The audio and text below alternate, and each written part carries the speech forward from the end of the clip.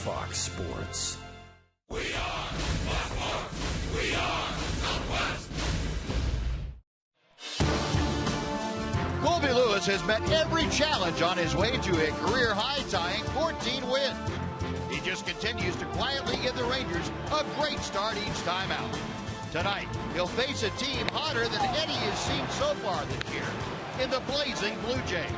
But to Colby, it's just another night of work, and hopefully he'll collect another win.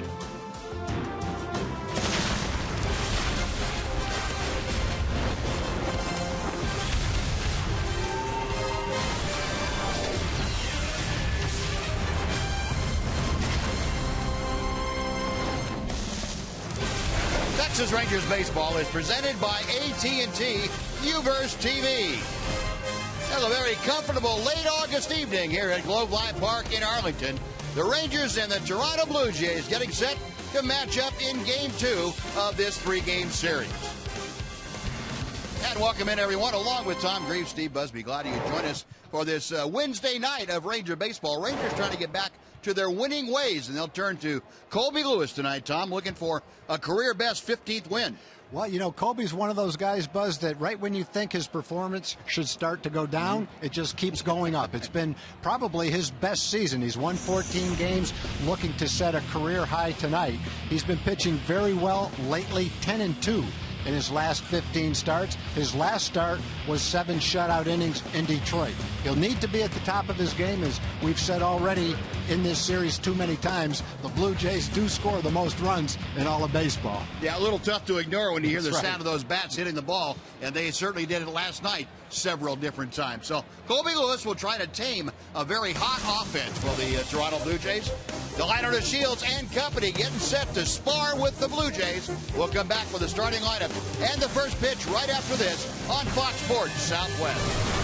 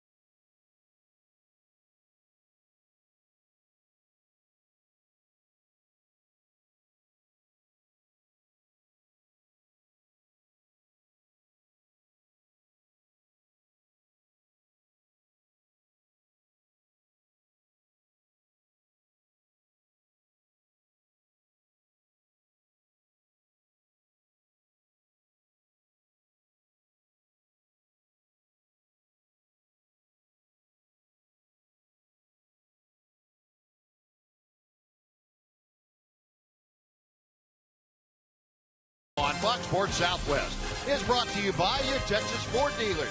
The best deals are happening now only at your Texas Ford dealer. Ford is the best in Texas. By AT&T UVerse TV. Uverse has more live TV channels on the go than cable.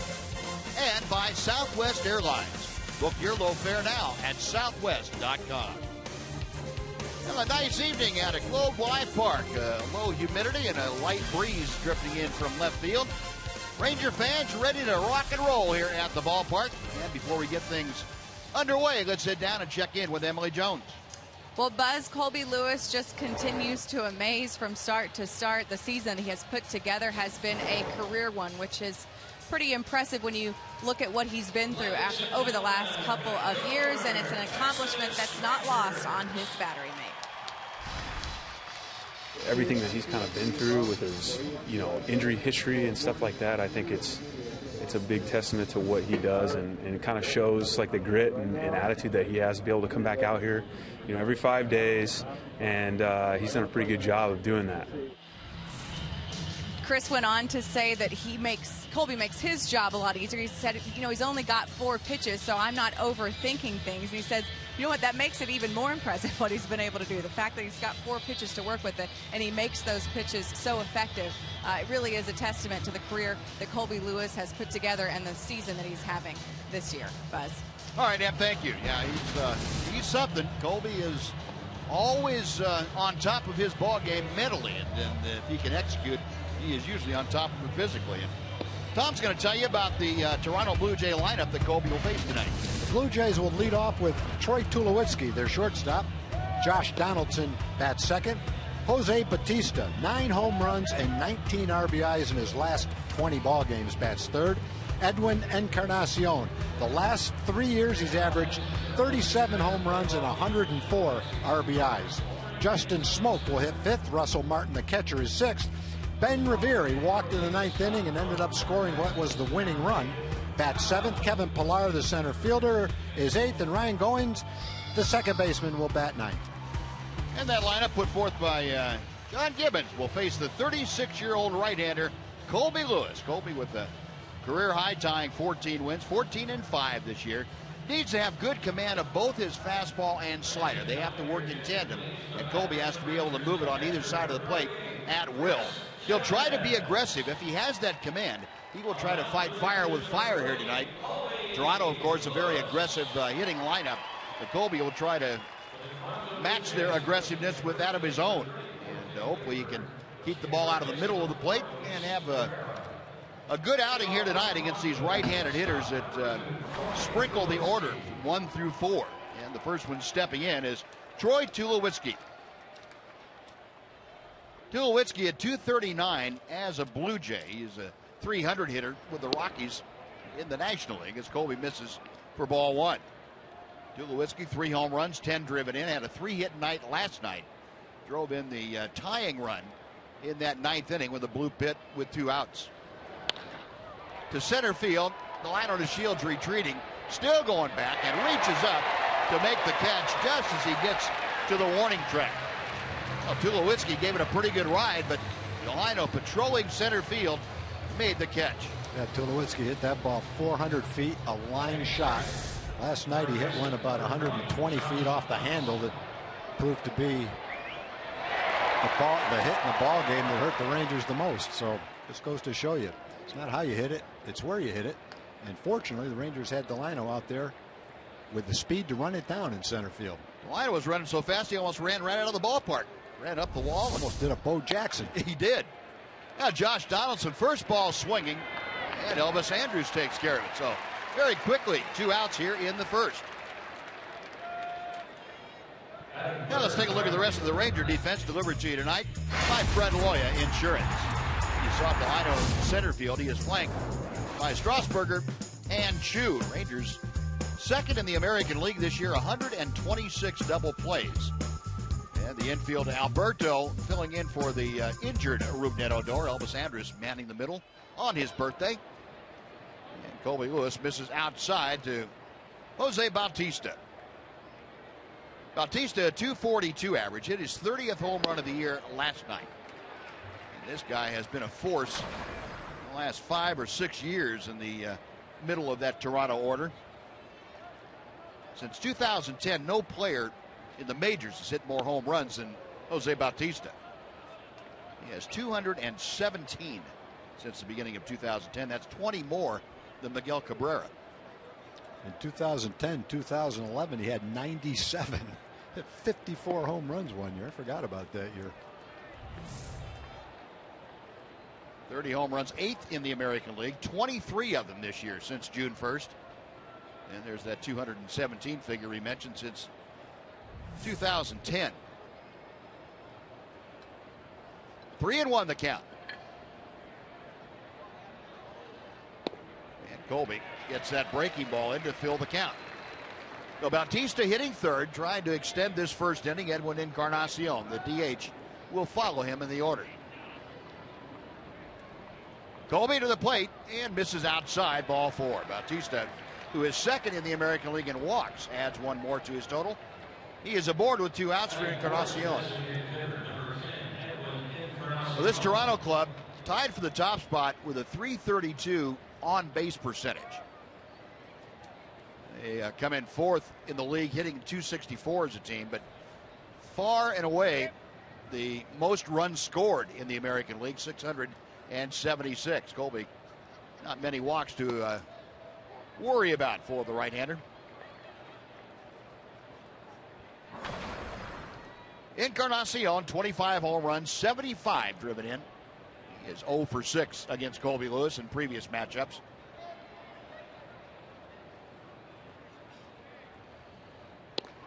And that is outside. 2 balls, no strikes. If you go back 15 years, Encarnacion was a 9th round draft choice of the Rangers.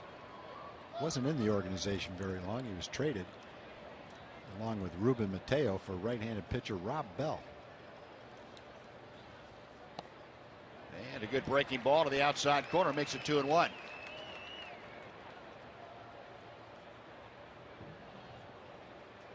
Colby out of Bakersfield, California. He is moving up the ranks of all-time numbers in the Ranger organization.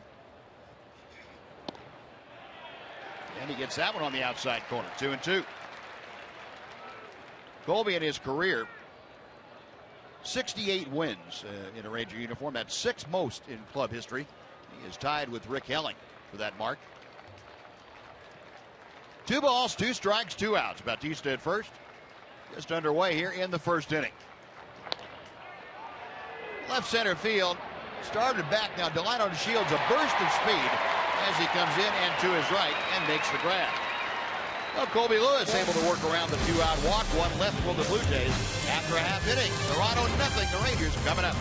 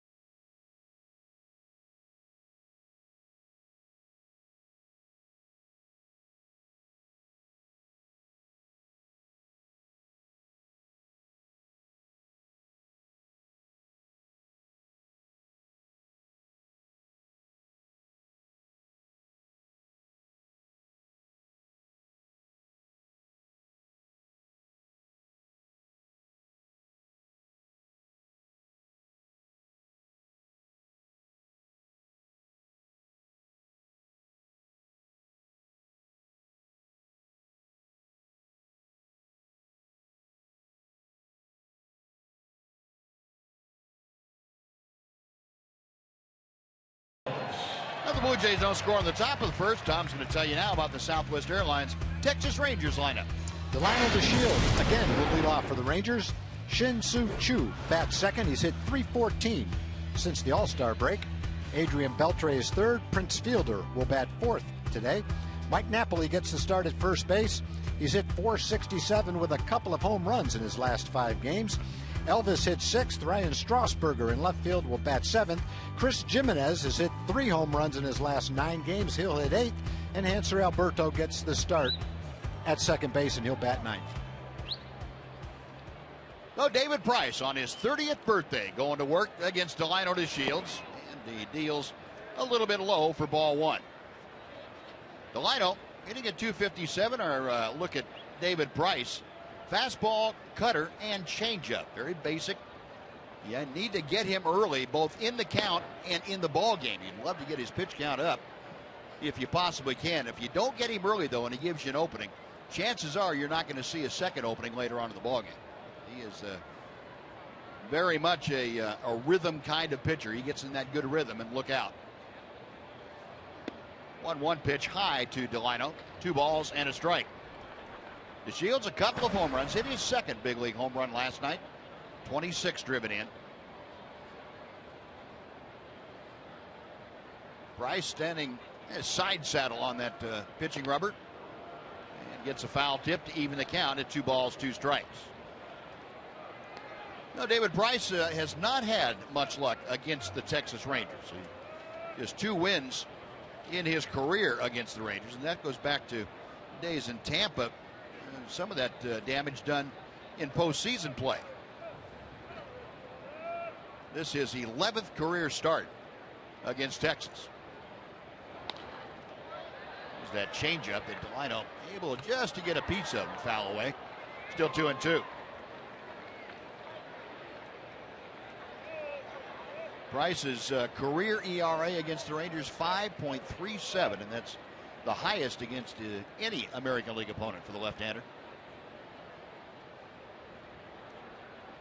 An abbreviated windup, the 2-2 pitch.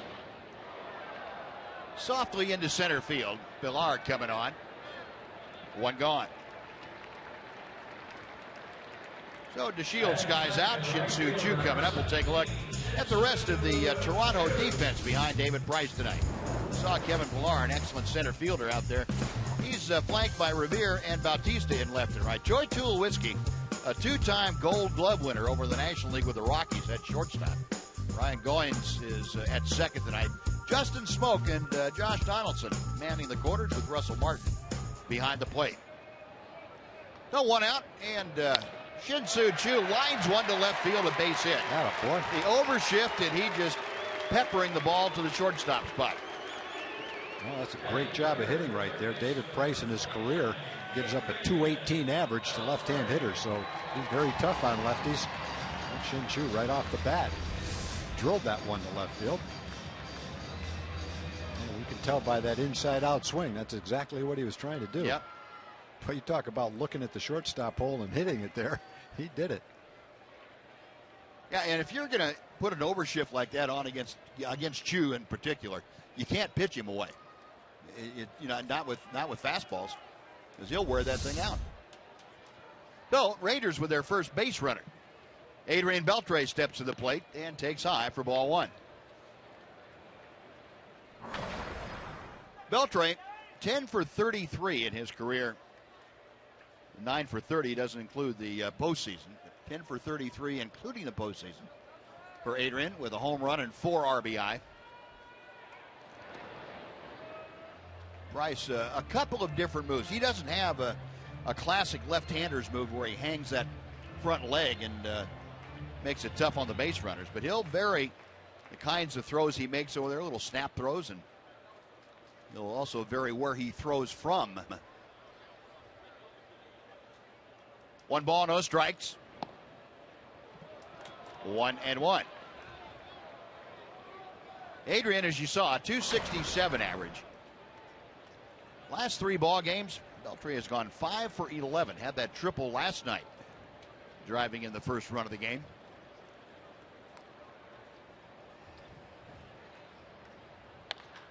That ball's hit well to left center field. Going back is Pillar at the wall. Goodbye. Adrian Beltre dead central, and the Rangers lead it 2-0.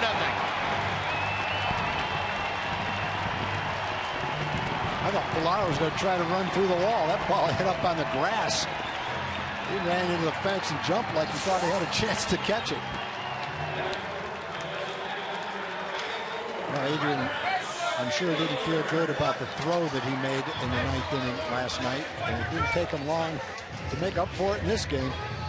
Not that he had to make up for it. You know, Buzz, there's a lot of superstition in baseball. And therefore, I feel like I have to take some responsibility for what happened last night. I made the comment earlier in the game that I can't remember the last throw that Adrian made that didn't hit Mitch Moreland right in the chest. He's thrown the ball perfectly for 2 months, and lo and behold, in the 9th inning, that wasn't the case. So for all you superstitious people out there, I recognize that. I accept responsibility for it. I wish it worked that way, because I'd start saying things the other way to make the outcome work in our favor. Yeah, I wish we had that much power. I know, but, you know, to some people, I understand superstitions. Yeah. I buy that. Prince Fielder backs away and takes that breaking ball. It's 2 balls and 1 strike. Emily has something for us. Tom, don't feel bad. It's equally on Kurt Dykert. We talk, you know, late in the 9th inning about who I'm going to get for the walk-off interview. Should the score remain where it is, the Rangers are winning. And Dykert said, if Rugi's not out there, let's go with Tollison. And the last time we went with Tollison was the only other time he's blown a save. So I say to Kurt, are you sure you want to do this? He said, yep, let's do it. And I said, okay, if Rugi's not in the dugout, we'll go with Tolly. And then we all know what happened. Yeah, we sure did. So thanks for sharing that. It's equally on you and Kurt Dykert, our producer. Thanks for sharing that. You're not alone. You're not alone, Tom. You just have to own up to. I'm wearing it. And we're all going to wear it today. Yep. Okay. I buy that. Yeah, and not only did Tolly have that blown save, but Rugi's fingernail fell off on top of it. So he just ruined it. That's even worse. No, it's not worse, I guess. No. Hopefully Rugi will be back pretty soon. Well, Prince Fielder, good to see him smash that ball right back through the middle. Now here's Mike Napoli, and he was trying to not smash that through the middle. He was trying to hit the Jack Daniels club up there. Price said, I better tune it up a little bit. That 92-mile-an-hour fastball, not getting it done. So he popped that one in there at 95. Knapp in a Ranger uniform this time around, hitting .318. Here's a changeup. 0-2. Now, Napoli over the years has had extensive experience against David Price. He's gone 9 for 35 all told. That's a .257 average. He has a couple of home runs mixed in there. Price with the 0-2. Got him swinging. Back-to-back changeups, and Price dealing a little bit there. Out number 2.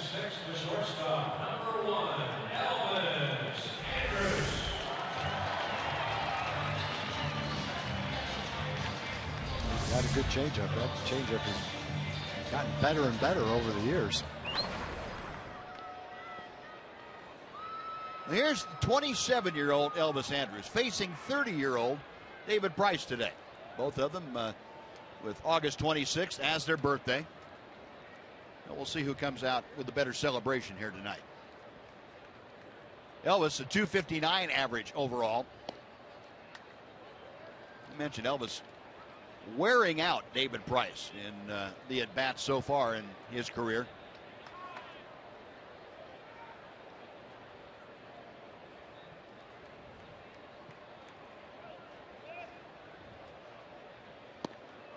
Good changeup.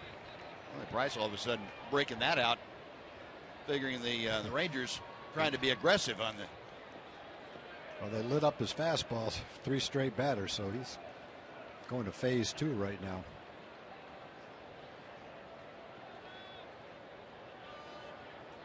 Price set for the 1-1 pitch. Tulowitzki goes the short way, and they force Prince Fielder at second. That'll do it. But the Rangers behind Adrian Beltre's 12th home run of the year. A 2-run blast with Shin-Soo Choo aboard. Rangers strand a runner after 1. It's Texas 2, Toronto 0.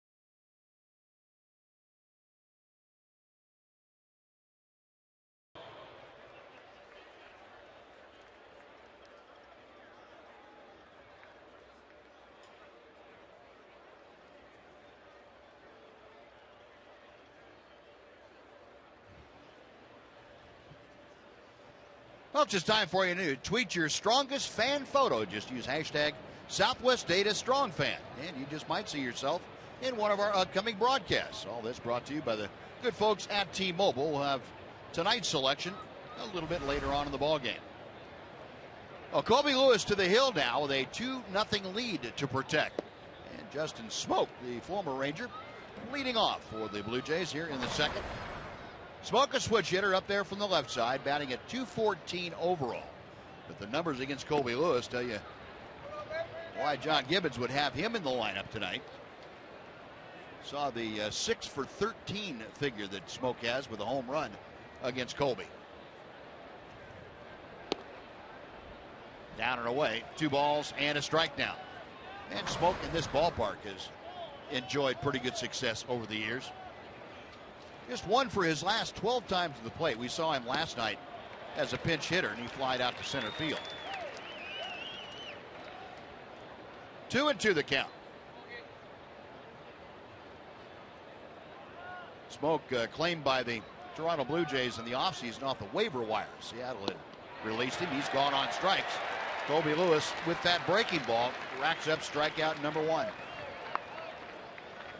And before Russell Martin steps in, let's welcome in Jim Knox. Jim. I appreciate it, Buzz. Recently, several of the Texas Ranger players traded places with Southwest Airlines employees over at Love Field. Robinson Chirinos, Ruben Odor, and Delano DeShields, just to name a few. They got to take boarding passes, read safety guidelines. The best news about the whole day, Buzz, no Ranger player tried to fly the plane, so that is good news. But Ranger players did have a good time, along with, of course, the Southwest Airlines employees. Buzz?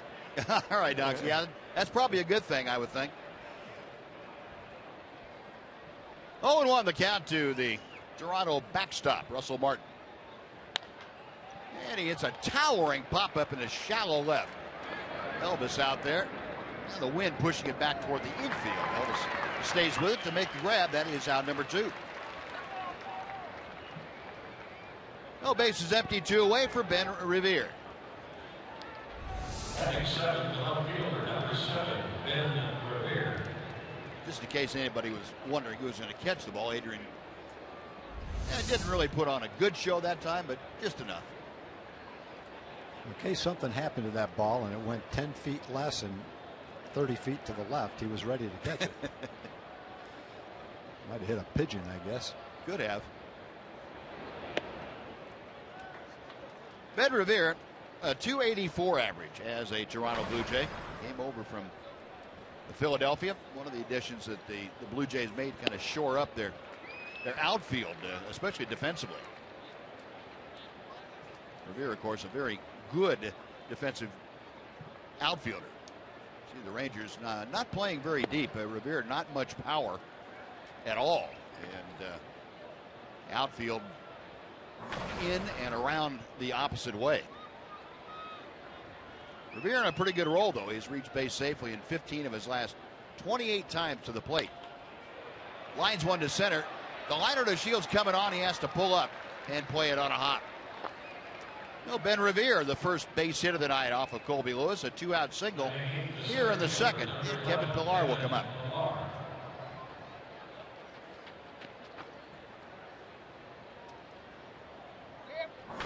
Pillar steps to the plate, hitting at .261 with 7 home runs and 41 RBI. Talking last night about Pillar kind of falling on hard times of late. Go back to about the 1st of July or so. And he has had a pretty good offensive downturn.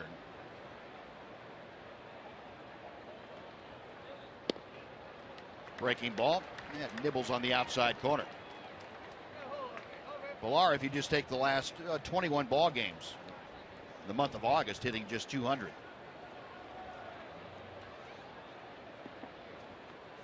Colby ready for the 0-1 pitch. And he pours a fastball through. 0-2.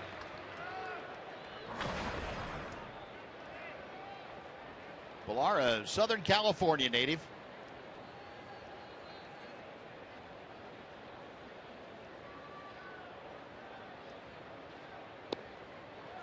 One ball, 2 strikes.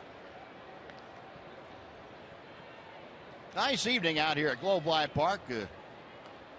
Wednesday night crowd on hand. Dollar hot dog night out here at Globe Life. 1-2 pitch. Looping drive. That'll settle in for a base hit. Revere heading toward third, and Strasburger can't get to the ball quickly enough. No, back-to-back 2-out singles. The Blue Jays have runners at first and third, and Ryan Goins coming up. Well, 2 little bloopers off the handle. That was what beat the Rangers last night. Tulowitzki's little jam shot that blooped into left field. And 2 outs. Blue Jays have had a couple of them so far in this inning. That ball had some good movement on it. The tailing action brought it right in on the fists. Pilar got jammed and took a big swing, and that was the result.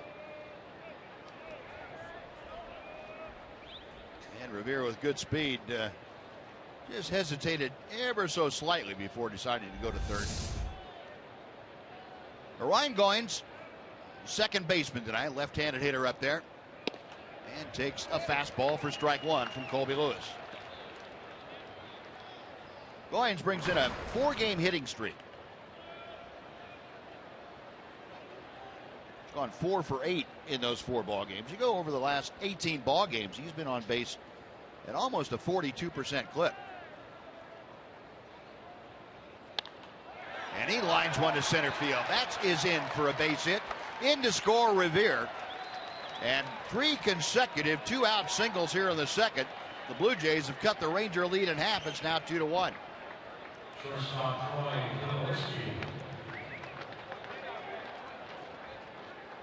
Now that's the part of the lineup where you're trying to keep them quiet. The last 3 guys. First 7 guys can cause you some problems. 6 out of the 7 of them anyway. But here it is. The last 3 guys in the lineup with 2 outs. All found holes on softly hit line drives to the outfield. No, a 2-1 Ranger lead as Troy Tulowitzki comes up for his second at bat. Tulowitzki began things tonight by sending Delino to Shields clear back to the warning track and then the padding of the wall in center field to haul in that long drive.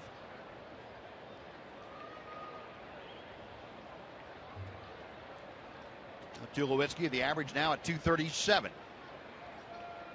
Got runners at first and second, 2 away. And Colby drops in the slider for strike 1.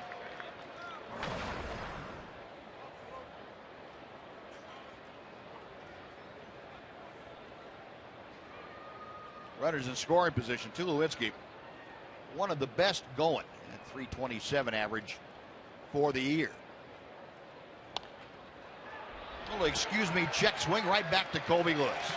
And that'll do it. So Tulowitzki back to the mound, and the damage is minimized. A run on 3 hits, 2 left. After 1.5, Rangers 2, Blue Jays 1.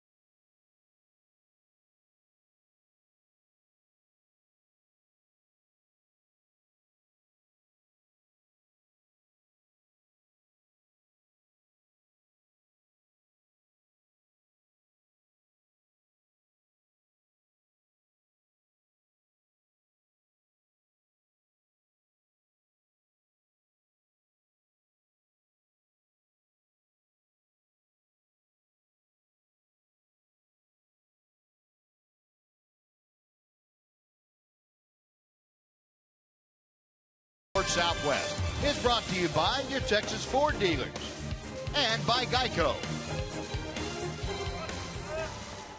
The Rangers come to bat here in the bottom of the second and bottom third of the Ranger order to face David Price. Ryan Strasburger takes outside for ball one. Strasburger, Jimenez, and Alberto.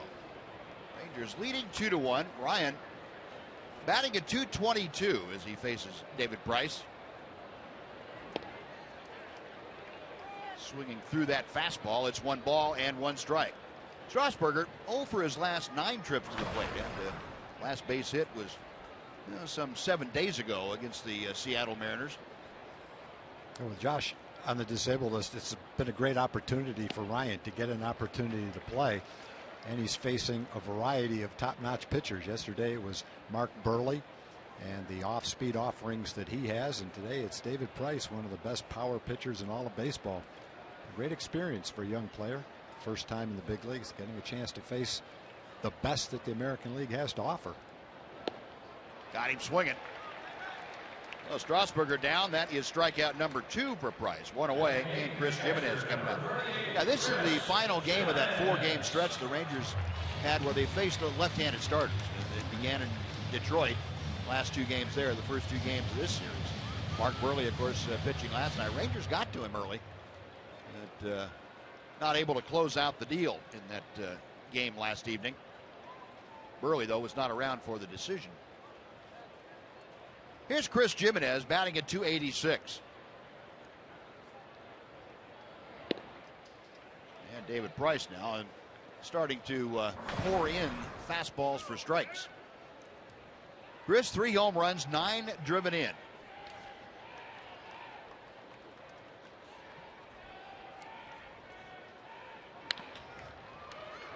Tulowitzki again on the run, makes that kind of awkward looking throw, but it's right on the money. 2 gone. Yeah, we saw him make that throw last night, Buzz. And it appears what Tulowitzki likes to do is that's the position he likes to be in for his routine throw when he's going to his right. It looks like he's a little bit off balance, but he's very comfortable throwing from that angle. So everybody does it in a different way. You see Adrian a lot of times just go flat-footed and fire it across the diamond. Well, here's Hanser Alberto. In case you missed it last night, Rougned Odor with that broken nail, and Alberto came on for him defensively, and Hanser skying out to right, and that'll do it. A very quick 1-2-3 inning for David Price. Rangers gone in order after 2, Texas 2, and Toronto 1.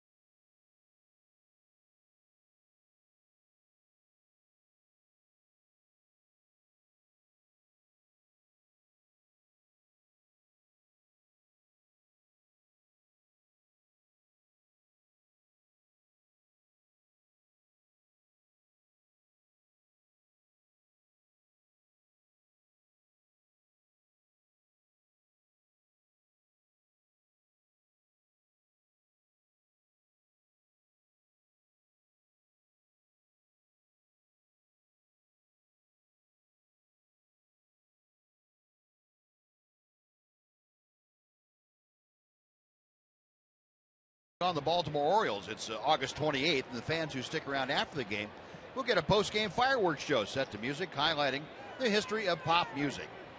Fans using the online coupon code Fireworks at TexasRangers.com/specials can get seats for $14. They're going fast, so don't wait. Get yours today. Josh Donaldson leading things off against Colby Lewis. Here in the top of the third inning, Rangers leading 2-1. Donaldson ahead of the count, 2 balls, no strikes. Donaldson a ground ball to short, his first time up. Rangers kept Donaldson in check last night. Chops that next pitch foul, 2-1 now the count. Donaldson 0 for 4 with a walk last night. 45 multi-hit games for Donaldson this year. That's third in the American League. 19 of his last 31 hits have gone for extra bases. That is doing some thumping. Good pitch down and in by Colby. 2 balls, 2 strikes. Well, Colby cruising along until 3 consecutive 2-out singles. Put a run across in the second inning. He was able to get Tulowitzki to minimize that damage. Beltre has to play a tricky hop. Releases in a hurry and safe at first.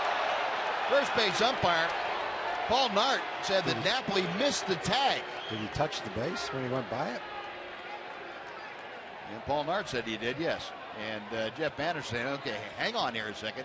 As soon as Joey Probinski upstairs in our video replay room gets word down to Steve Buechele, and Joey looking at this angle right now. He knocked his helmet off, didn't he? Sure looked like it from that angle. Well, I can't tell from that one. Yeah, he knocked his helmet off with his glove. I guess the question is, was his helmet on his head? I'm saying it was. He's out. No, it's not. Donaldson going sprawling, and they're going to let that stand. So apparently not enough to reasonably expect that would be overturned if you challenge it. Yeah, we must be missing something. Yeah, I agree. That goes down as an error. Charge Adrian Beltre. All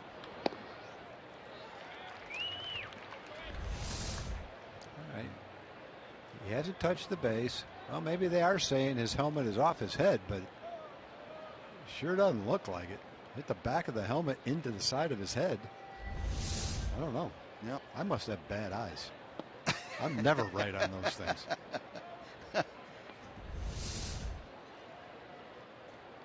We'll take one more look at it and see if you can.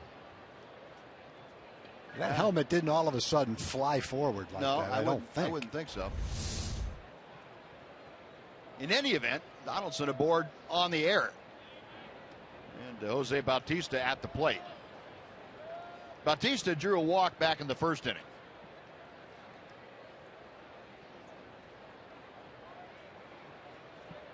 Average 242, 30 home runs, 87 RBI.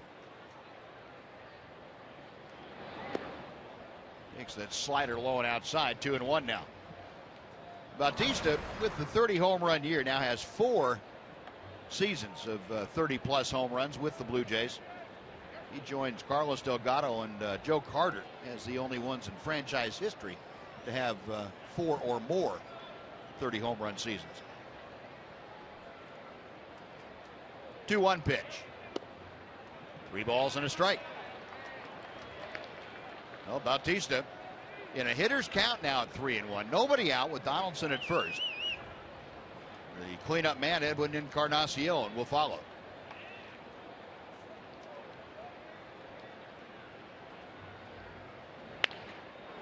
Right off the end of the bat. And that thing's still spinning sideways. It's one of those that hits right on the edge of the cupped part of the bat. Probably cut some of the leather on the baseball. Probably chipped off a piece of the bat. I hope Knapp gave the ball back to Colby. Let him make one pitch with that. It might break 2 ways. Start to the left and come back to the right. You think you could be a big league winner if you could make the ball curve two ways? Like a wiffle ball? Make it start like a curveball and end up like a screwball? I think you might win a few ball games, yeah. Donaldson on the move. Payoff pitch is low, ball 4. Bautista able to lay off the breaking ball that was very close. And 2 on with nobody out for Encarnacion. And before Encarnacion steps in, let's send it over to Dana Larson for a Mazda game break.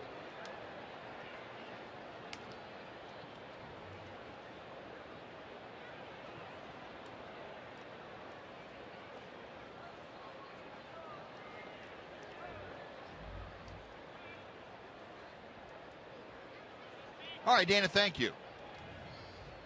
You could have made a lot of money, I think, if you'd bet on the Astros to win 70 before the beginning of September. Yeah, their team has come together. Chopper to Napoli at first. Encarnacion, I guess he was just fooled so much that he just swiped at it and chopped it that way. It works like a sacrifice, except Encarnacion gets charged with an at bat. I guess if you're ever going to hit a ball like that, that might be the time you want to hit it. At least you can move the runners and have a somewhat productive at bat. He's just saying, "Get away from me." No kidding. You could tell by the look on his face, he knew that was not going to be hit hard. So, runners now at second and third with 1 out. It brings up Justin Smoke. The Rangers go into an overshift with Smoke at the plate. Smoke, his first time up, went down swinging. The one thing Smoke has done extremely well this year is hit with runners in scoring position. He's hit .346 in these situations this year. Adrian Beltre, the only Ranger on the left side of the infield. Got Josh Donaldson at third, Jose Bautista out at second. Hard hit, diving stop by Alberto. He throws out Smoke. In to score is Donaldson to tie the ball game, but that saved a run at least. And Hanser Alberto almost knocking the wind right out of himself. Nice play to get the out. Yeah, a run. I think the other run would have scored on that ball. Plus, you don't have an out. You'd have a man on first base, and who knows what would have happened after that. It was a relatively hard hit ball right in the hole. Watch Hanser. Got a good start on it. The concentration, the dive, beautiful play. No, we're back dead even now. It's 2 apiece. Justin Smoke with the RBI. That's his 43rd of the year. 2 outs. Russell Martin up there. It takes way inside for ball 1. Martin popped out to short. His first time to the plate.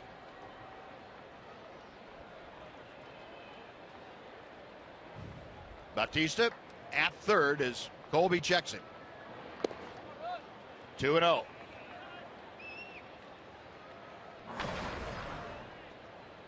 Russell Martin really been struggling lately. The last 13 ball games, just a 104 average.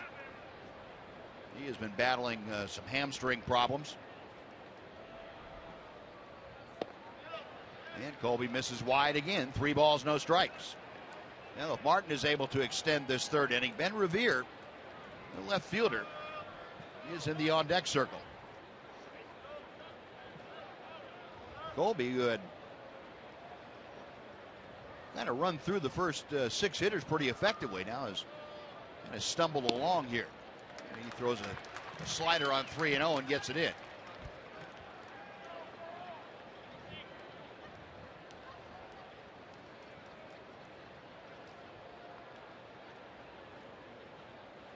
Lewis still working from the stretch. The 3-1 pitch. Full count.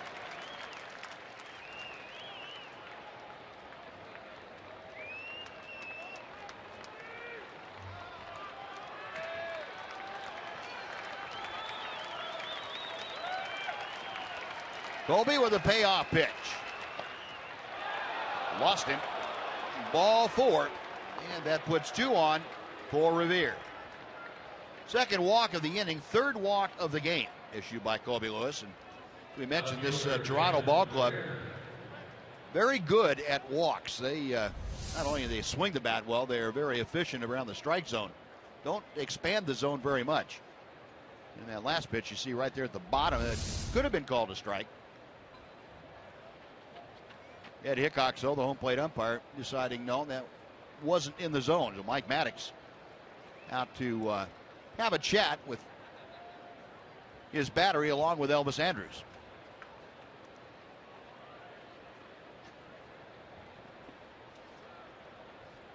Well, Colby now up to 53 pitches as he works here in the third inning. 30 strikes, 23 balls so far. Chris Jimenez, a few words with Colby before he'll head back behind home plate. Our Kubota power stats, while we have a moment here, talking about Colby Lewis. First Rangers pitcher to win 14 games after losing 14 games the previous season, since Jose Guzman did that in 1986 and 87.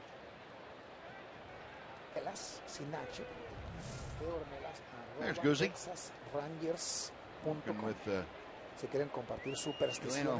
Ornelas and Jose Guzman doing the Spanish broadcast. Ben Revere takes a strike right at the bottom of the zone.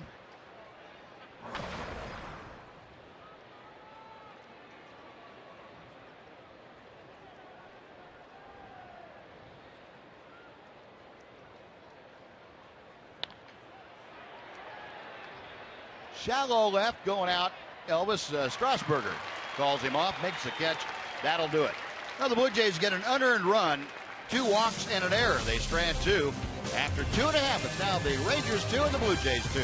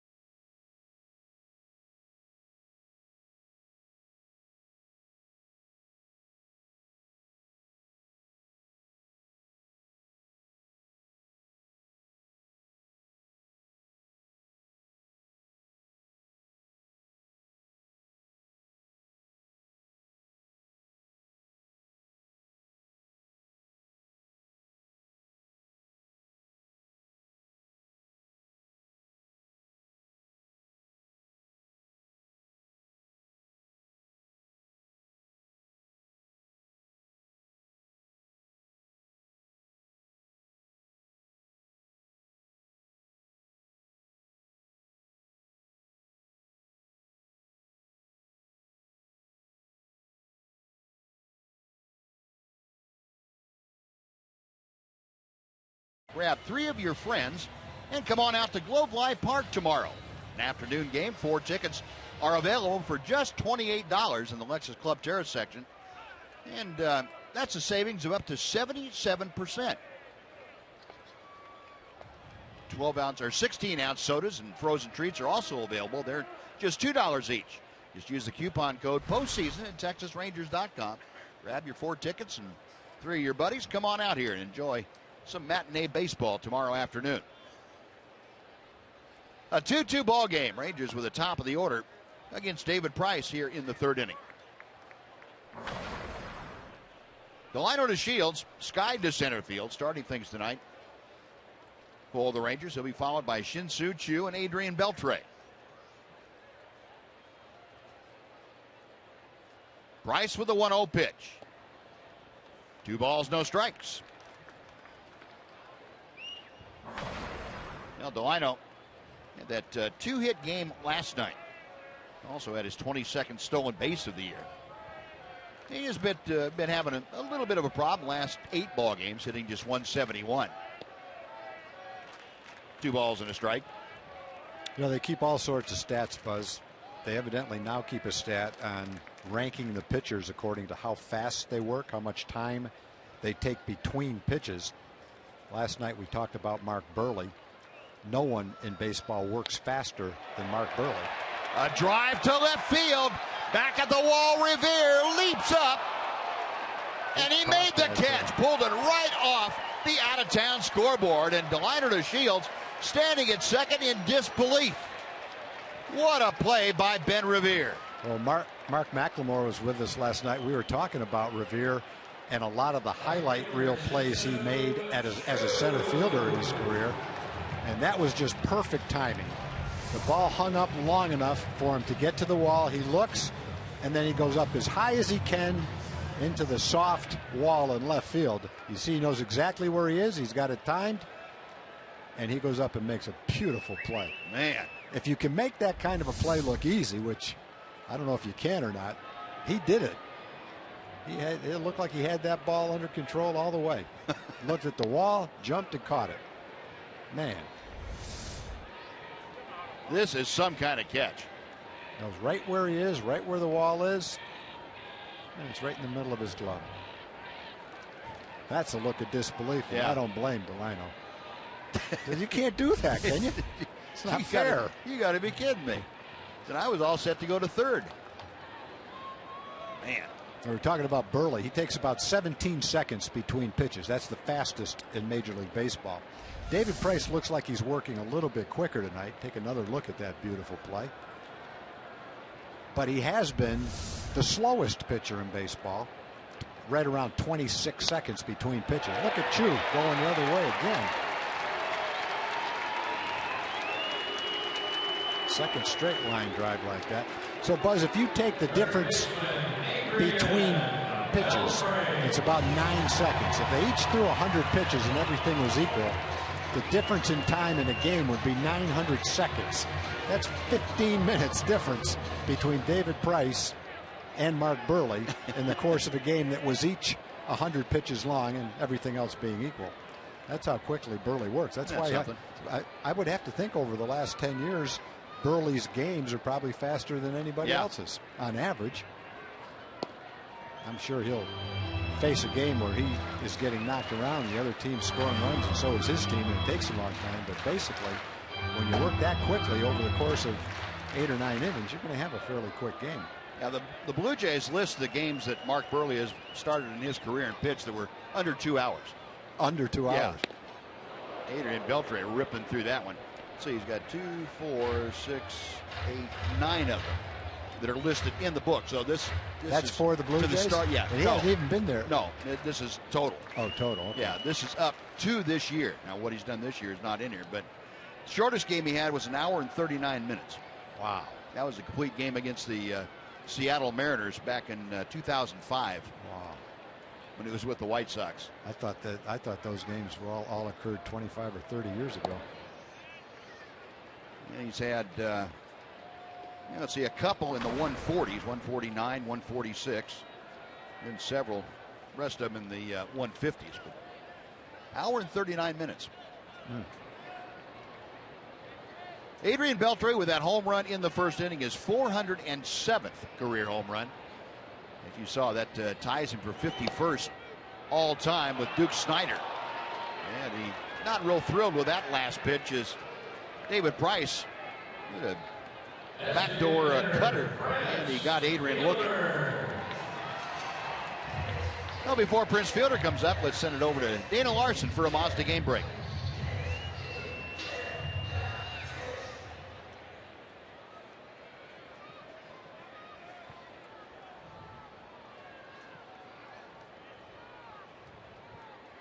Thank you, Dana. Well, here's Prince Fielder, who hit a bullet right back through the middle his first time up. Got Chu at first, 2 outs. And he grounds the first pitch to the right side. Goins takes care of it. That will do it. Rangers get a hit from Chu, but strand him. After 3 complete, it remains the Rangers 2 and the Blue Jays 2 on Fox Sports Southwest.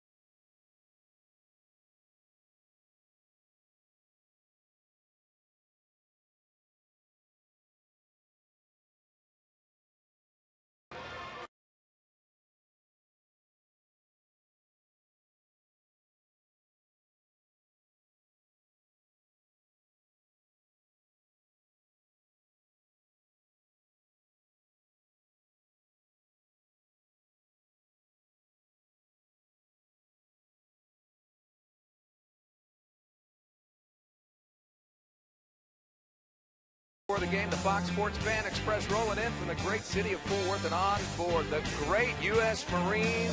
That's right, for Marine Aircraft Group 41 on hand. And you guys having a good time so far? We're having a great time. Woo! Go Rangers! Go Rangers! Yes, that answers my question. So big-time Ranger fans here. Huh? Go Rangers, baby! I think they said go Rangers, go Rangers, go Rangers. All right, hey, thanks for everything you guys do. Enjoy the rest of the game, okay, guys? You got it. Doxy, I think you got him fired up out there. Nice going. Now, Kevin Pillar leads off the fourth inning with a chopper right over the head of Adrian Beltre. Not much you can do about that. I thought we were back in Arizona there for a minute. That ball bounced in front of the plate and just right over Beltre's head. Not a whole lot he can do about that. Grow about 3 or 4 feet maybe. And the voice you are listening to, the dulcet tones of Mark McLemore. Good to see you, Mac. Thanks for joining us as always. Hit and run on, and Alberto, after knocking the ball down, recovers to throw out Goins. Into second is Pillar. The Rangers had the proper coverage to defend that one anyway. Pillar now in scoring position, though, for the top of the batting order.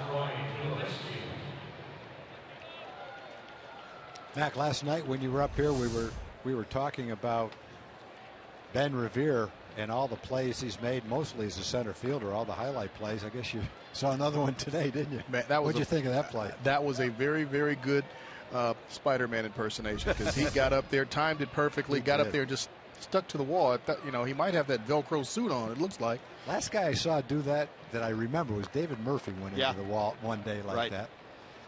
And we had a shot of that going into the thing out there, pushing the scoreboard back. That's a tough play to make.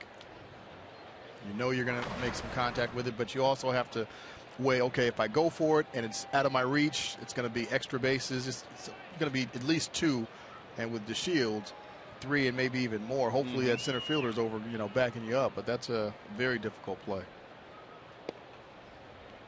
Troy Tulowitzki taking the pitch low. It's 2 balls, no strikes. Yeah, you know, when I first saw that, I thought he'd gone up and grabbed the screen that's in front of the and pulled himself up, but he didn't. He didn't need to. I guess he can jump high enough without that. Very, very high. It's a great play. I didn't think he was going to be. I thought it was going to be too high off the wall, and I was hoping he was going to make a mistake and let it bounce around and let Delino run. But no, I think he was as shocked as anybody. Fly ball to left field. Strasburger retreating, has room in front of the track. Pillar tagging at second. The throw is coming into third. Pillar in just ahead of the throw of Beltre. He's there, though, with 2 outs now for Josh Donaldson. Not sure Pillar knew it was going to be that close a play at third base. Strasburger letting go of a pretty strong throw. Nice throw. I didn't think he would throw it that far the way he fielded it. He got something on it. Beltre acted like there was no throw coming. Pretty close play. There's a great shot of it right here. Watch the strong throw. Beltre just standing like there's no throw.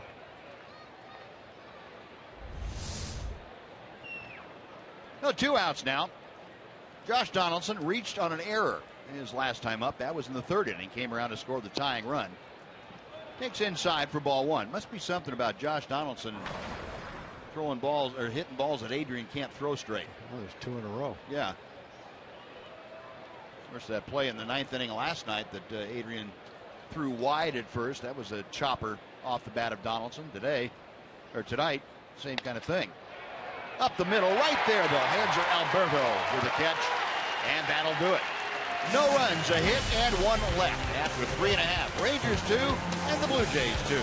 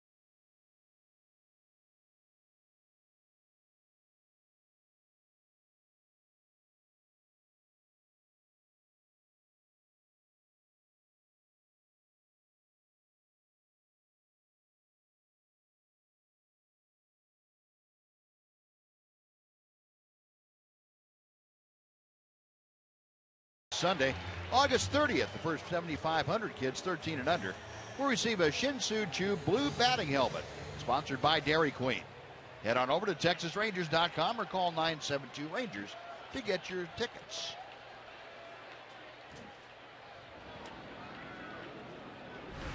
Kids out here enjoying a very comfortable evening at Globe Life Park. Mike Napoli starting things off for the Rangers here in the fourth inning. Napoli a strike as he saw the changeup float in. Napoli saw 3 pitches, 1 fastball and 2 changeups his first time up. Went down swinging. And he looks at a fastball there. It's 0-2. Napoli overall a .213 average, 15 home runs, and 43 driven in. Out of play to the first base side. And this the kind of pitcher that really the Rangers had in mind when they got Mike Napoli back from Boston. David Price, a tough left-hander. Napoli, of course, excellent numbers throughout his career against left-handers. This season, no different. 9 of his 15 home runs have come against southpaws this year.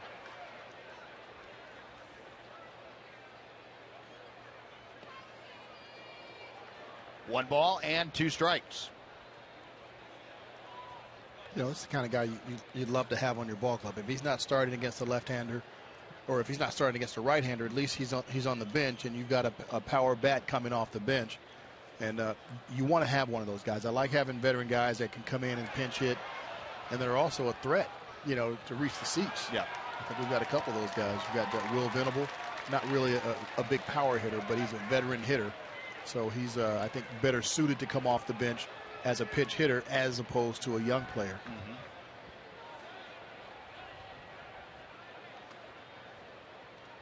Price into the wind, the 1-2 pitch again. Right center field, that is up the alley. Over there to cut it off is Pilar. Napoli hanging on, but he is aboard with a leadoff single. Well, we've seen a couple pretty good throws in the last 15 minutes. Strasburger's to third, and this one by Pilar, cutting it off in the gap, and a right-handed thrower going to his left. He wound up and made a tremendous throw.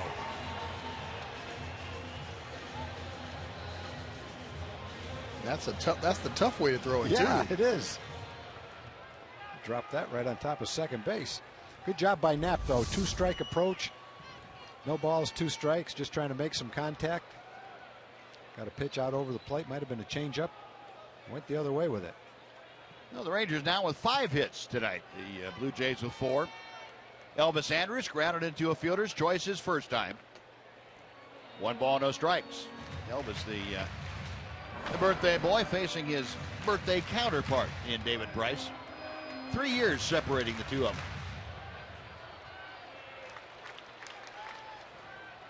.455 average for Elvis Andrus against David Price in his career. And a pretty good rip at that fastball. 1-1.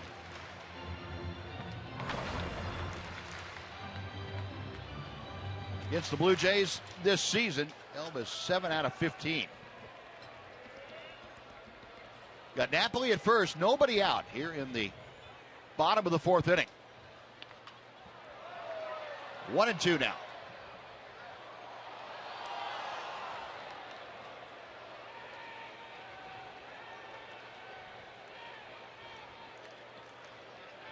Elvis walking around behind home plate, readjusting those batting gloves. Hopefully getting David Price out of his rhythm. You know, that's one of the things as a hitter that you can do when you're facing a tough pitcher and he's, pretty much on. You try and disrupt him as much as you can. If you can't hit him that well, you want to try and disrupt his timing if you can. 2-2. Doesn't always work, but you got to try.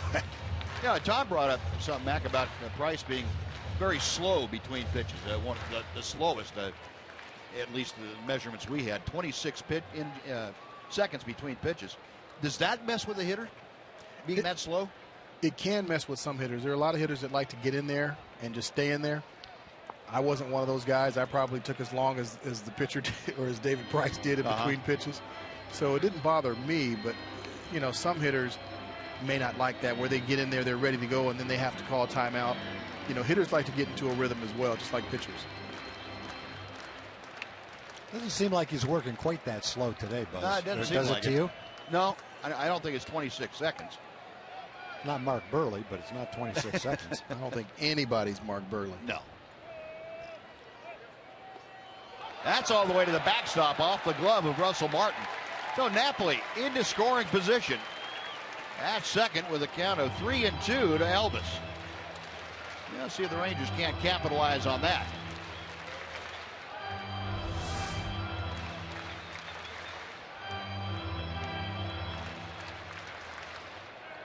Tried to scoop it and couldn't get it. Yeah, with a man on in a tie ball game, that's not a very good effort by Russell Martin. Not for someone like him. No. It'll go down as a wild pitch only because it hit the dirt a little bit. The Napoli in scoring position now with nobody out. Elvis hitting sixth in the order. Ryan Strasburger, the left fielder, follows.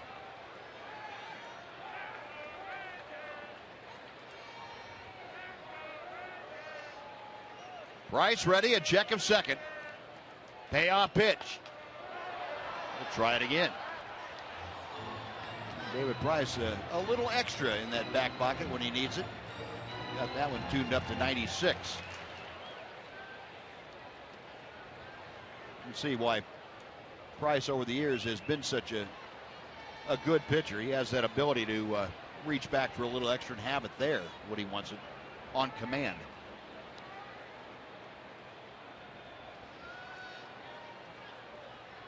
Left-hander ready again, the 3-2 pitch. Lost him. A single, a walk, 2 on, nobody out. Ryan Strasburger coming up. And let's send it over to Dana Larson for a Mazda game break.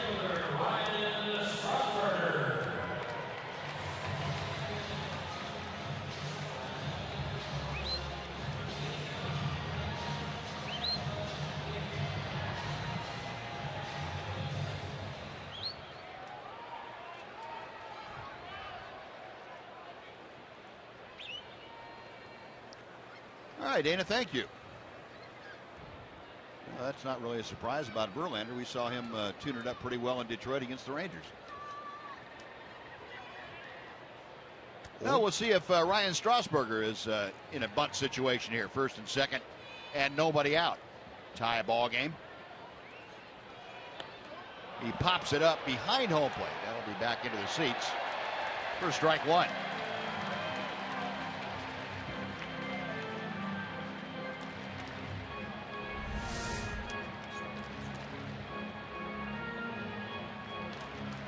Strasburger kind of leaning out over the plate a little bit. He's just got to relax a little bit more and get that bat down or get it up at an angle. You want the bat head higher than the knob so that ball goes down and doesn't have a chance to go in the air in this situation. Justin Smoke, the Blue Jays first baseman, and Josh Donaldson sneaking in from their corner positions. Again, around a bunt, and that pitch is a strike. Strasburger trying to get out of the way, forgot to take the bat with him. 0-2. It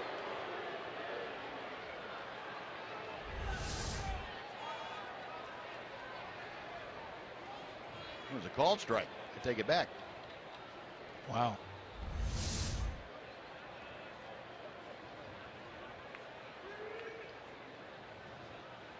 Yeah, that's tough. That's a tough one there. Price ready for the 0-2 pitch.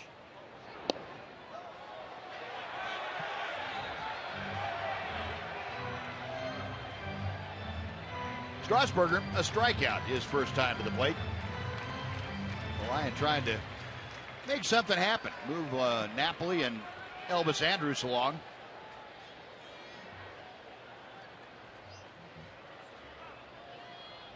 Good look at the defense for the Blue Jays. Playing just about straight away in the infield. Outfield shading Strasburger well around to the right. Got him swinging. Fastball, and there's a little extra for you that you hadn't seen before at 97. Strikeout number 4. There's one gone now. Chris Jimenez coming up. Our Ford leaderboard talking about strikeouts since 2010. David Price, 4th on that list behind Clayton Kershaw, Felix Hernandez, and Max Scherzer in total strikeouts. Those are the dominant K-men of this decade. Chris Jimenez, a ground ball to short. Back in the 2nd inning. Strike 1. Well, Chris batting at .278 now.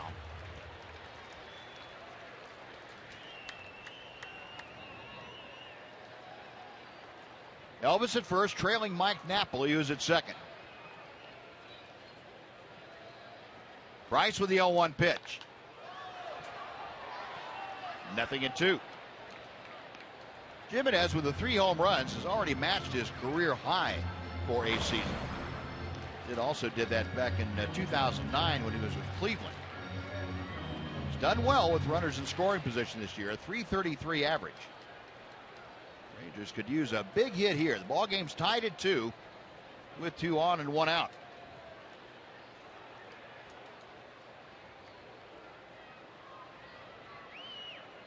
Bryce, a long look in as Russell Martin going through all the signs he was aware of. You have to recycle those and try something new.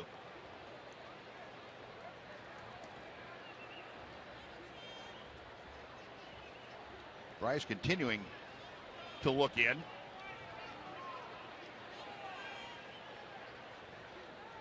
Now the left-hander's ready.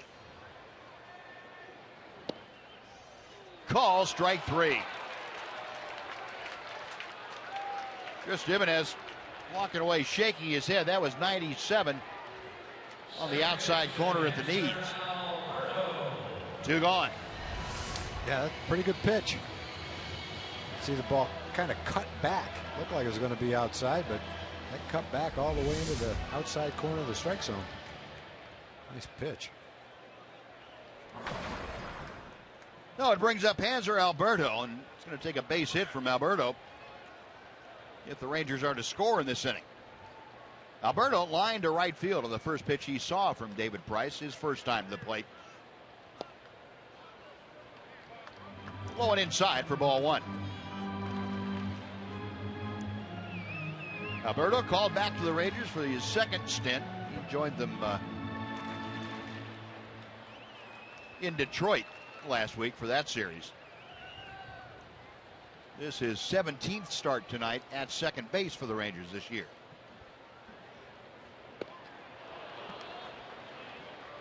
One ball and 1 strike.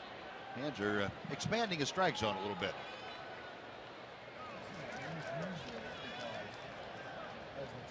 Our RF camera giving you a view from the club level just to our right, the first base side a bit.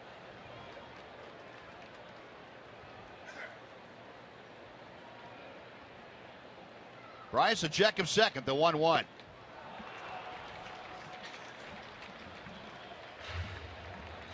One and 2.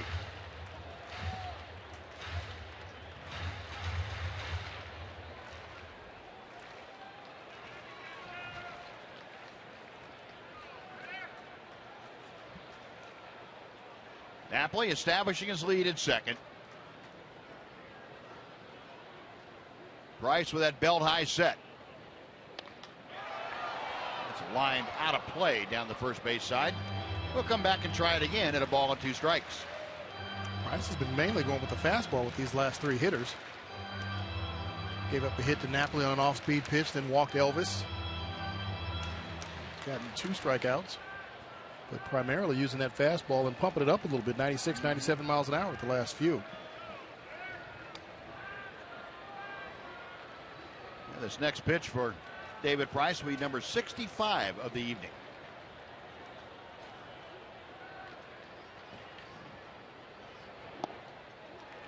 Two balls and 2 strikes.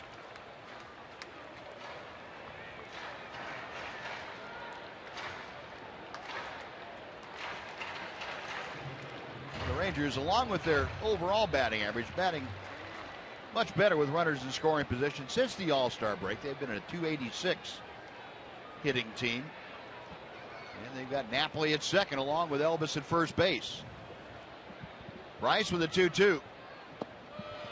Full count. No, now the Rangers have the advantage of both Napoli and Andrews will be off and moving. They'll get a running start. Alberto, the number 9 hitter, trying to keep this inning alive. Delino to Shields, waiting in the on-deck circle. This is probably a good thing here. It gives Knapp an opportunity to get going. Typically with just a single, he may not be able to score from second base on just a single unless it's something where one of the outfielders has to move left or right. So this will definitely give him an advantage.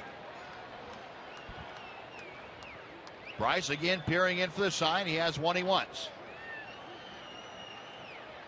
Runners on the move. Payoff pitch. Fouled out of play. Come back and try it again.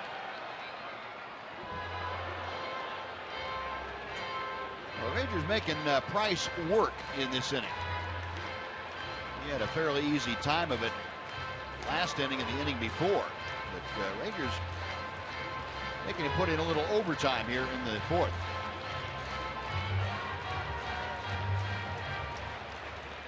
Napoli back to second. Andrews back to first. 3 balls, 2 strikes with 2 outs.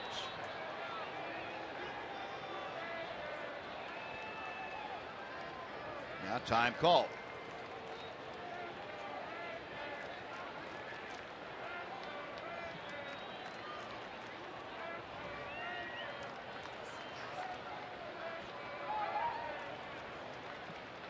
Bryce finally has one to work with. Runners again going. Got him swinging. Came back with a changeup and got Hanser Alberto. So 3 consecutive strikeouts follow the hit and the walk. Rangers strand a pair. On to the 5th we go. Rangers 2, Blue Jays 2.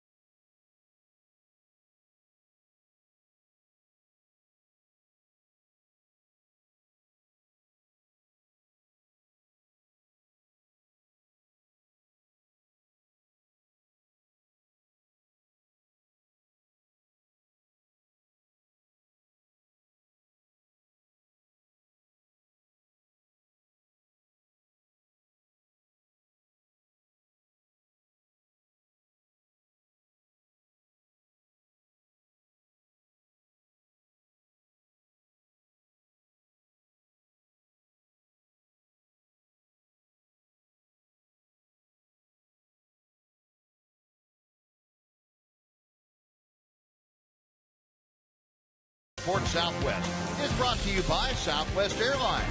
Book your low fare now at southwest.com. And by Mazda. In every car we make, you'll see why driving matters. Another 2-2 ball game. Kobe Lewis back out to start the 5th inning. Jose Bautista takes outside for ball 1. Bautista will be followed by Encarnacion and Smoke. Bautista, a pair of walks tonight. Colby again missing with that slower version of his breaking ball. 2-0. Bautista, as we mentioned, second in the American League with walks coming in. He's added 2 more, so he's up to 76 free passes this year. 3 balls, no strikes. I was kind of thinking that last half inning, Rangers were up a long time, especially without scoring, but Colby, see how he fares in this inning. Sometimes a long spell in the dugout would be tough to rebound sharply from right away. The 4-pitch walk puts Bautista aboard. Third time tonight that he's walked. One on, nobody out for Edwin Encarnacion. Well, Colby got behind 3-0, and he was not going to throw him a fastball 3-0. Threw him either a cutter or a slider, just missed the outside corner with it. But he was thinking Bautista might just be swinging at that 3-0 pitch. Encarnacion takes inside for ball one, and Chris Jimenez immediately out to the mound after 5 consecutive balls delivered by Colby Lewis. Yeah, you know, the first 4 guys in this lineup, you almost have to treat them all like they're cleanup men. I mean, every single one of them. It's like 3 or 4 separate number 4 hitters in a row. And just hope that you keep the other guys off base in front of them. You look at those numbers, and that's exactly what they are. All of them have hit cleanup at some point in their careers, and a few of them in this lineup here, they've hit cleanup. So there's no question you have to be careful with those first 4. Yeah, Encarnacion has averaged 37 home runs and 104 RBIs the last 3 years. We talked earlier in the game what Bautista had done. Go back a few years, he had 54 home runs one year and 43 or 44 home runs the next year. Pretty much looking at when the season starts, a guy that's going to hit 35 home runs and knock in 100 runs. And Donaldson's done that already with a month to go in the season. He's already hit his 34 and knocked in 100. Tulowitzki leading off, I think, basically because they don't have another candidate. Jose Reyes was the leadoff hitter. They were traded for each other, so Tulowitzki's kind of assumed an unusual role for him as a leadoff hitter. This one popped up. Napoli coming down the line from first from foul ground, makes the catch. And Encarnacion retired. That is out number 1. Bautista staying at first. Justin Smoke will be next. Let's see some more numbers on the Blue Jay offense. 89 more runs scored by the Blue Jays in the second place Yankees this year. 165 run differential. That's the most in the major leagues. 39 more than the Cardinals. 19 games with 10 or more runs. That ties the franchise record. And 4 or more runs scored in 45 different innings. And that's, talk about a juggernaut. That's exactly what they put together in Toronto this year. A bluff move at first by Bautista. Justin Smoke taking a strike. Bautista got about 15 feet into his roll toward second and slammed the brakes on. Well, he was definitely going. I think he recognized Colby's slide step right there and said, let me see if I can get back, a little bit quicker. Smoke 0 for 2 tonight. Yeah, Colby a little cagey every once in a while. He'll drop that slide step on somebody. I think that's something that we talk about what Colby's been able to do after the hip resurfacing and not having the pain anymore. Slide step's one of them that he's able to use more effectively now that he has better flexibility in that hip. Well, that's a big weapon against, guys that can steal bases. And Bautista's not a speed burner, but he can steal bases, and he does. He does it very well. So you've got to have something in there that can combat that, especially if you're a type of guy that has a high leg kick. Mm-hmm.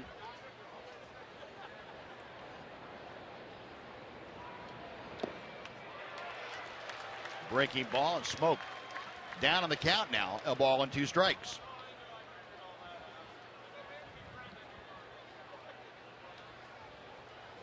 Justin Smoke, originally with the Rangers, a #1 draft pick by Texas. Went to Seattle in that deal that brought Cliff Lee to the Rangers back in 2010. Never really got things untracked in Seattle. Had a lot of opportunities, did Justin Smoke, and was finally claimed on the waiver wire by the Blue Jays this past offseason. Yeah, he has had a lot of opportunities, and not just to be in the big leagues, but to play on a regular basis. I don't think he's ever hit higher than 230. Might hit 15 home runs, might have knocked in 50 runs, which not impressive numbers for a first baseman. 1 ball, 2 strikes. I guess it just points out the difficulties of scouting and drafting top players and knowing what to expect as they develop. Yeah, no doubt. When Justin was drafted, I bet there's 30 teams that would have loved to have had him with their first pick in the draft. Yep. At that stage. Maybe not in the top 2 or 3 in the draft, but at some point in time, every team liked him. You've got to want a guy like that, a power hitter, a switch hitting power hitter. Absolutely. Those don't come around too often. Not good ones anyway. But as everyone has seen for a long, long time, a first-round draft choice is no guarantee to be a big league star, or even get to the big leagues. Sometimes to even get to the big leagues. Yeah, Watch out! Ripping that one foul down there, first base side. A couple of gloves down there. I hope someone caught it. Well, that one guy was just holding his glove. He didn't have it on his hand. Well, that's not good. So where's the ball? No one knows where the ball is. They haven't even gotten it yet. Disappearing ball. That hit that guy's glove that he didn't have it on his hand. See if we can find the missing baseball. In the dirt, it gets away from Jimenez, so Bautista into second. As Jimenez had to go to the on-deck circle to retrieve that ball. Wild pitch. Bautista now in scoring position with 1 out. Well, one good sign, until they put screens in Major League Baseball parks, when you see a line drive like that go that close to the fans in the first couple of rows, it's nice to see 4 or 5 gloves jump up in there, because that is the true protection that you can have. Come to a game with someone that can catch and have them bring a glove. It's the easiest way to save someone the pain of being hit by a baseball. And boy, in the last few days, we've seen it a couple of times. That, well, you guys were there when it happened in Detroit. Yeah, that's really a frightening deal. Boy, you're just not safe behind a dugout in the first row. Nope.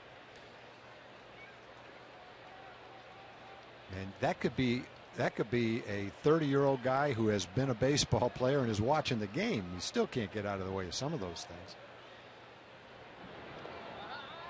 In the dirt and going to third base is Bautista. Jimenez blocked it. Couldn't locate it right away. Well, another wild pitch. And Bautista now just 90 feet away with a go-ahead run. Chris did about all he possibly could to keep that ball out in front of him. And the ball just got down right between his feet.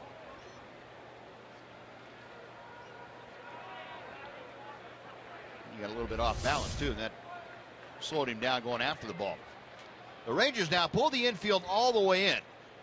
3-2 pitch hit high in the air to right field. The ballpark will not hold that one. It's in the upper home run porch. Justin Smoak, a 2-run home run, and the Blue Jays have taken the lead 4-2.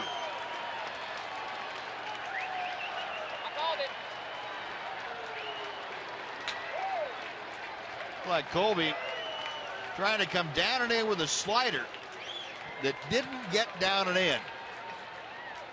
Justin Smoak's bat intercepted it, and Smoak, with his 13th home run of the year, puts the Blue Jays on top by 2.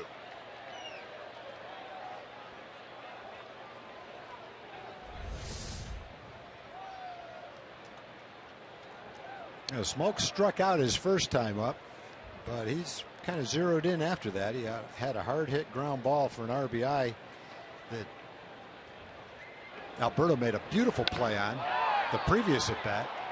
Then on the 10th pitch, got a slider that stayed up in the strike zone and almost got it into the upper deck. Good day for Justin Smoak. He's knocked in 3 runs. So base is empty now, still just 1 out. Russell Martin has walked and popped out. 1 ball, no strikes. Over the Blue Jays now, they have homered in 16 consecutive ball games on the road. That extends their franchise record. The old record had been 13. They set back in the year 2000. 16 consecutive road games, 29 total home runs in those 16 games.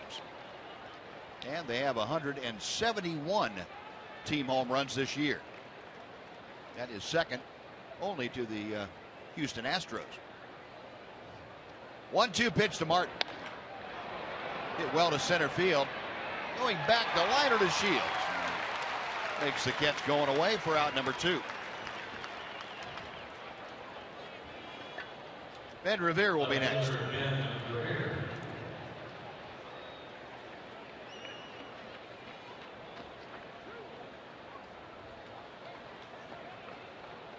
Colby with that perspiration stained cap of his, putting in a full night's workout here. He is now trailing 4-2.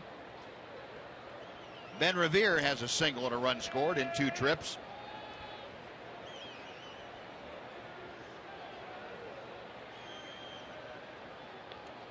Tries to bunt and bunts it foul. 0-1. The Blue Jays 4 runs on 5 hits. Rangers 2 runs on 5 hits. One of the Blue Jays runs tonight unearned.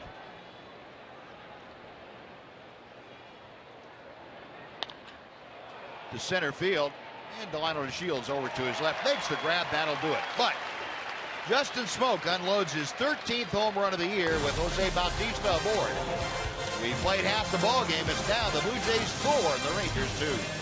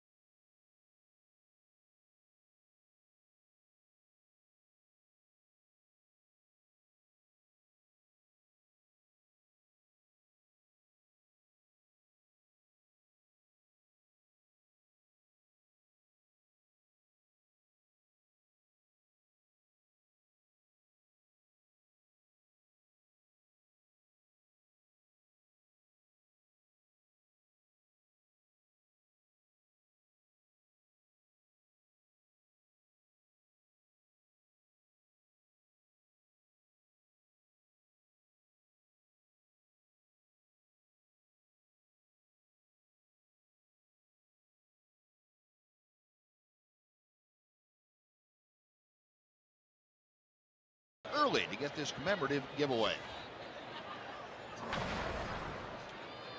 Well, the Rangers now trail by a couple as David Price back to the hill. Delino DeShields beginning things at the top of the Ranger order here in the 5th inning.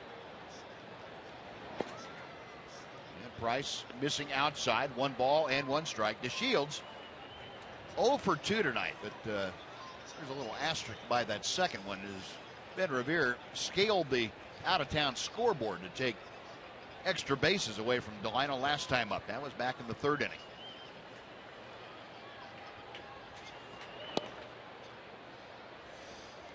Running up as if to bunt. Delino takes ball 2. Delino still the major league leader, or I should say the American League leader in bunt base hits. He has 10 of them.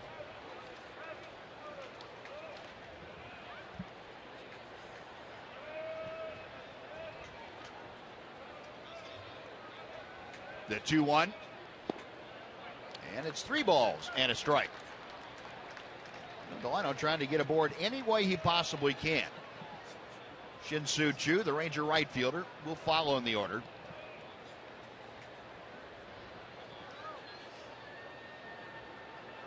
David Price with a 3-1 pitch. Full count. Delino now hitting leadoff for the 41st consecutive ball game. And he has done just a great job, I think, growing into not only being a major leaguer, but being a leadoff man at the major leagues. Payoff pitch to him. We'll try it again. You know, and that's not something, Buzz, that's easy to do, especially for a rookie or even a second or third year guy. It's not the easiest thing to do. There's a lot that's required out of that leadoff spot. You've got to know when to take pitches. You've got to know when to work a pitcher. When, you know, you can jump on a pitcher first or second pitch. You've got to move runners over. There are a lot of things that go into being an effective major league leadoff hitter, and Delino's just stepped in and done a great job. I would guess he's getting a lot of that information passed on to him instead of understanding it himself right now, and just kind of trying to incorporate that into his memory bank. Yeah, I think so, and I think he's watching other leadoff hitters as well. And you know, he's been a leadoff hitter in the minor league, so there's a difference, not a huge difference. You still got some things that are different at the major league level that you've got to do. And Josh Donaldson fires across the diamond to get him. One gone, and the Choo coming up. And let's send it over to Dana Larson for a Mazda game break.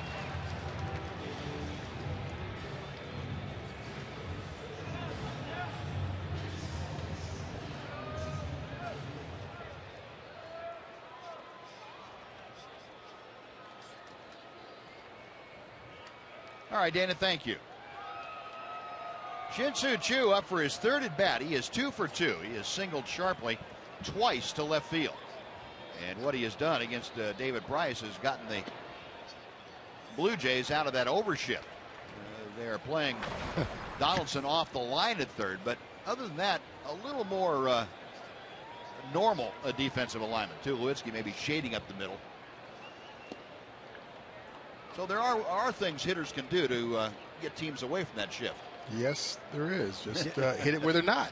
When you look at the stats to position your defensive players, and you see where Choo has hit the ball, I wonder if they put their defense in a position based on how he's hit against David Price, because there's a little bit of a difference between facing all pitchers and facing a left-hand pitcher who's throwing 95 miles an hour. Is Choo's opportunity to pull the ball the same against David Price as it is against all pitchers? You wouldn't think so.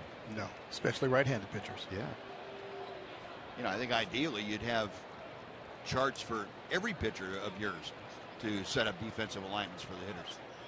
And he probably doesn't have all that many at bats, but just seems like a guy throwing as hard as he is. You're not, a left-hand hitter's not going to go up there and pull the ball on any kind of a consistent basis against him. Price gets his 7th strikeout. He has 2 gone now in the 5th. And Adrian Beltre coming up.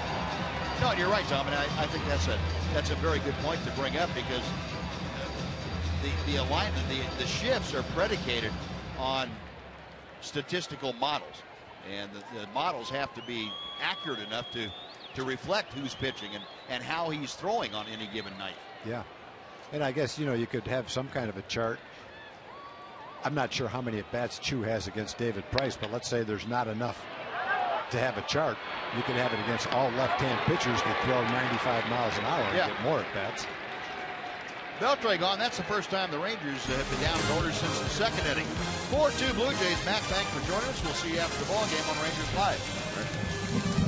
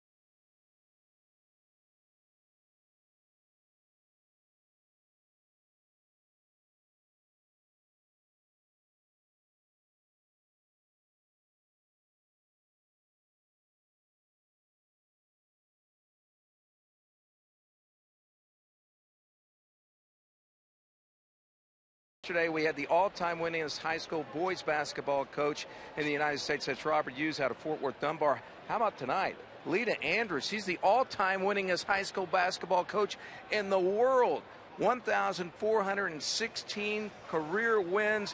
What a job, Coach Andrews. You retired last year, and now you're just kind of just kicking back and watching Ranger games? I love the Rangers, and we come out a lot to support them, and I just want them to get some W's on the board for us. There we go. There we go. Now, your husband next to you, David, I understand, played a big part in your career. He drove the bus. He did. He did a lot for me after, especially he retired.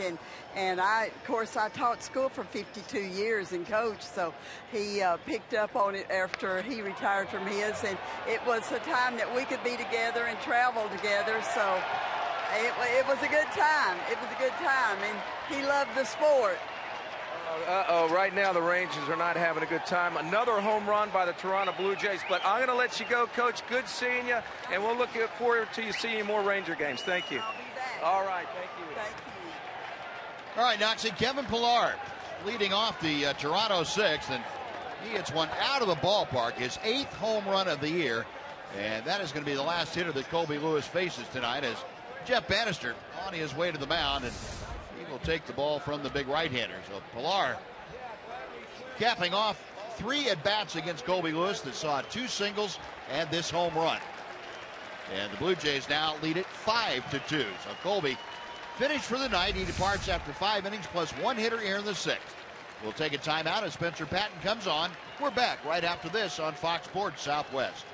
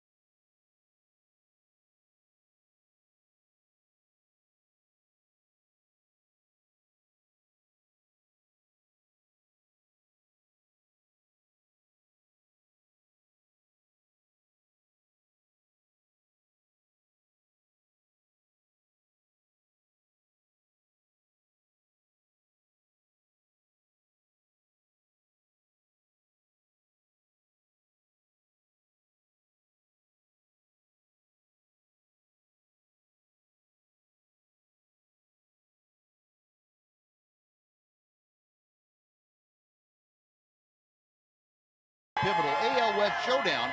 It's also one of the last 2 chances to enjoy Dollar Hot Dog Night. Don't wait to get your tickets for this important matchup at TexasRangers.com. Come on out and get your Dollar Hot Dogs and watch the Rangers take on the Astros.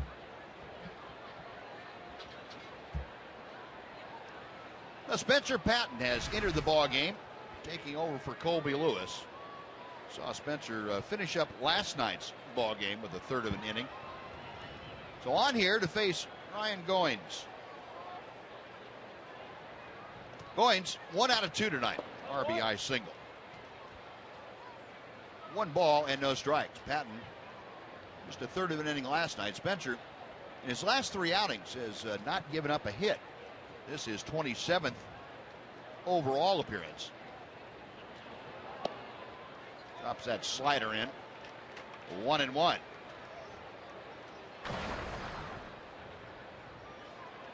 Goins a .230 hitter. Batting 9th in the Toronto order. Fouls that pitch out of play. 1 ball, 2 strikes. Now, Colby Lewis, 5 innings plus 1 hitter, gave up 6 hits, 5 runs, 4 of them earned. 4 walks, 1 strikeout. And turns things over to the 27-year-old right-hander, Spencer Patton.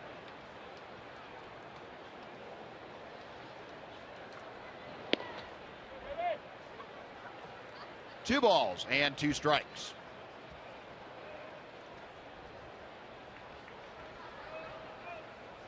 Patton, remember, acquired last year from the Kansas City Royals. A deal that sent Jason Frazier over to Kansas City. Spencer appearing in 9 ball games last season with the Rangers. And this year working himself into a more prominent role at the middle of the Ranger bullpen. Again, fouled away. Still 3-2. Goins, the 9th hitter, to be followed by the top of the order. That would be Troy Tulowitzki.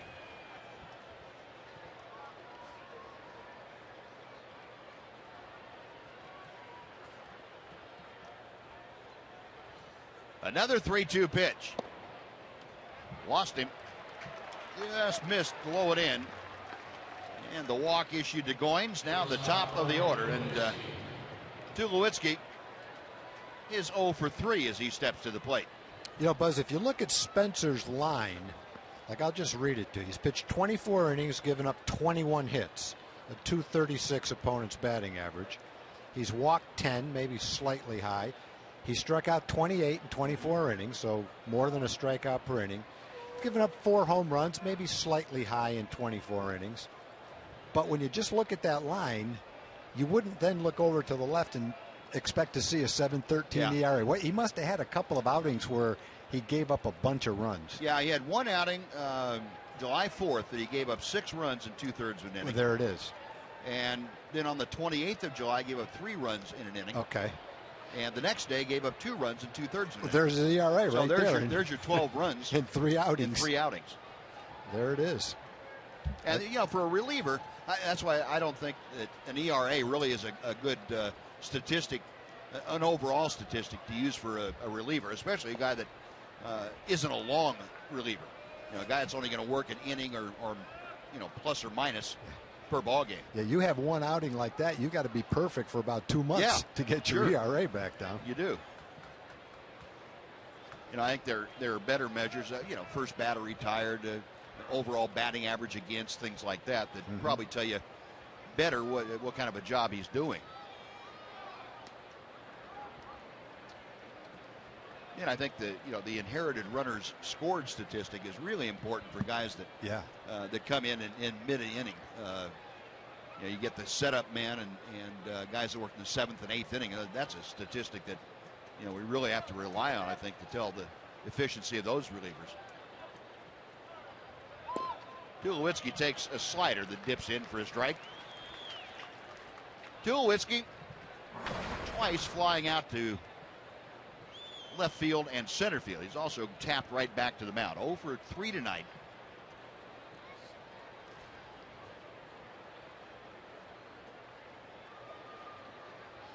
Patton, a long set, and hits the inside corner. A lot is made about when Tulowitzki came over the 28th and 29th of July, and then a couple of days later, right at the trade deadline, David Price, about turning things around. And it's the opinion of a lot of people around the Blue Jays that it wasn't just the people and what they did for the club. In other words, statistics for Tulowitzki or Price. It was the effect that it had on the clubhouse and guys feeling, hey, we're being supported. They're getting great players for us. Now it's up to us to go out and play. And I think the feeling is that has had a bigger impact than the actual numbers they're putting up. Yeah, I would expect that. And also, when you look at Tulowitzki and Price, you get 2 high-quality guys that have leadership qualities. Price has pitched in the postseason, so they got 2 great guys for all those reasons. And Tulowitzki shoots one to right, a base hit. Around second Goins, he will motor to third. And with nobody out now, the Blue Jays runners at the corners for Josh Donaldson. Tulowitzki with his first hit tonight.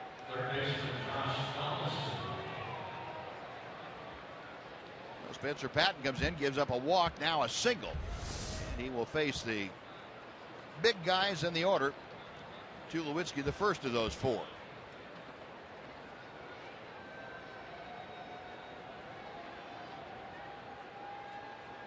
can see by that swing it. What Tulowitzki was able to do in the National League, be one of the best hitters going, wasn't an accident. That's a pretty good swing. Well, here's Donaldson, who is 0 for 3 tonight. He reached on an error and scored in the 3rd inning. And the Major League RBI leader takes ball 1, low and inside.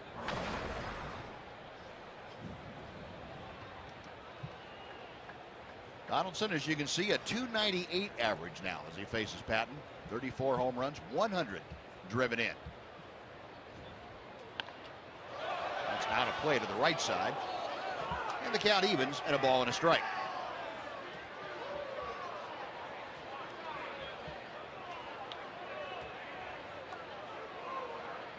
Blue Jays 5 runs on 7 hits tonight. Rangers 2 runs on 5 hits.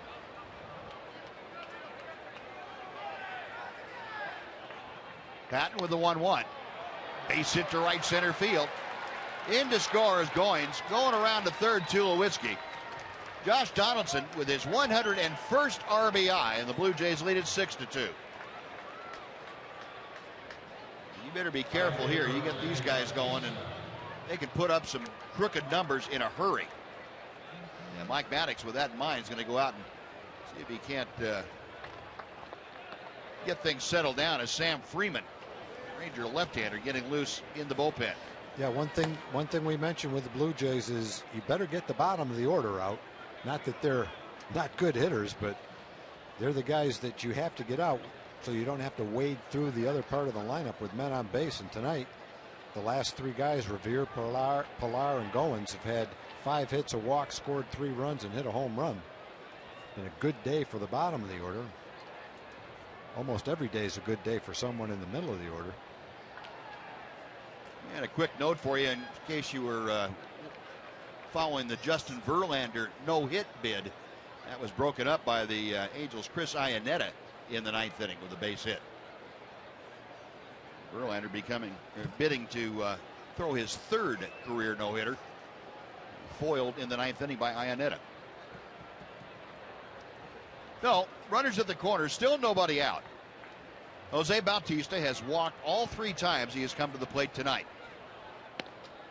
First time he's faced Spencer Patton. He takes high for ball 1.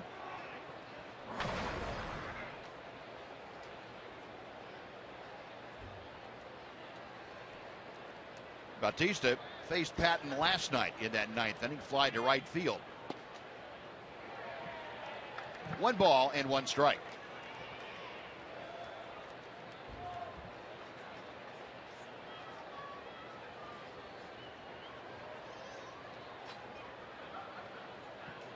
Jimenez flashed the signs out. Patton ready. 2-1.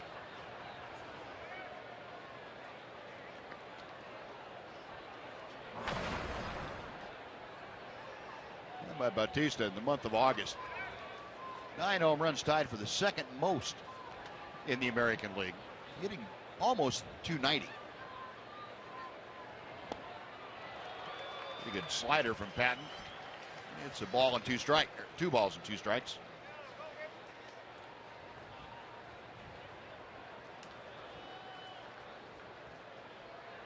And an interesting contrast, the 4 hitters that the Blue Jays have in a row, Tulowitzki, Donaldson, Bautista, and Encarnacion. Average-wise, Tulowitzki and Donaldson probably the best 2 hitters. And then the power, along with everything else, for Encarnacion and Bautista. So, yeah, some table setters that can pop the ball out of the ballpark for the guys that are paid to pop the ball out of the ballpark on a consistent basis. 2-2 pitch. Full count. Bautista hitting 3rd. He'll be followed by the designated hitter, Edwin Encarnacion.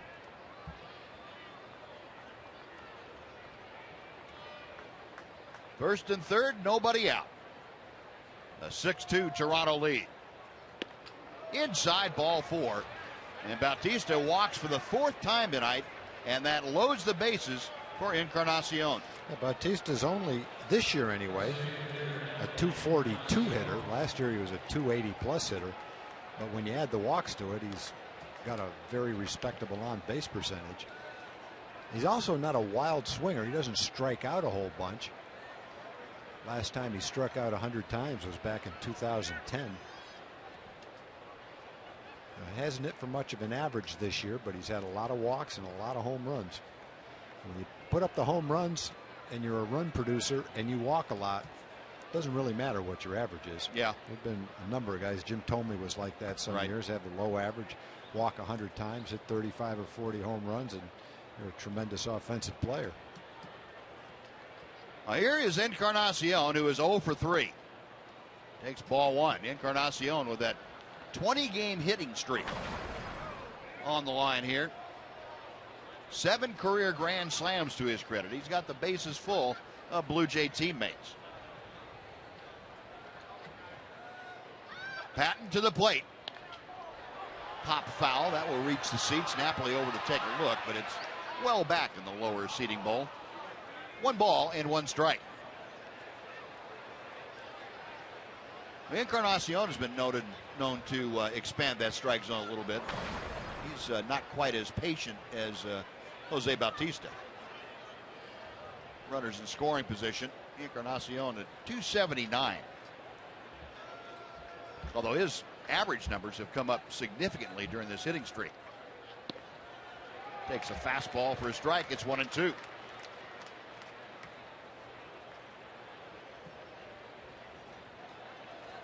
Encarnacion, his last 25 ball games, which he has reached safely in every one of them, hitting .376. 1-2 pitch. Low bridge. 2-2.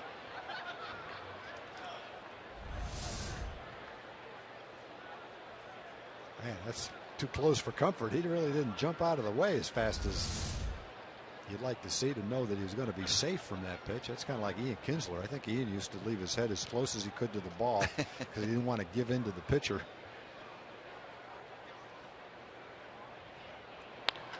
That ball is ripped to deep left center field. Up the alley and gone. A grand slam for Encarnacion. A 21-game hitting streak. And the Blue Jays have broken it open. They lead 10-2.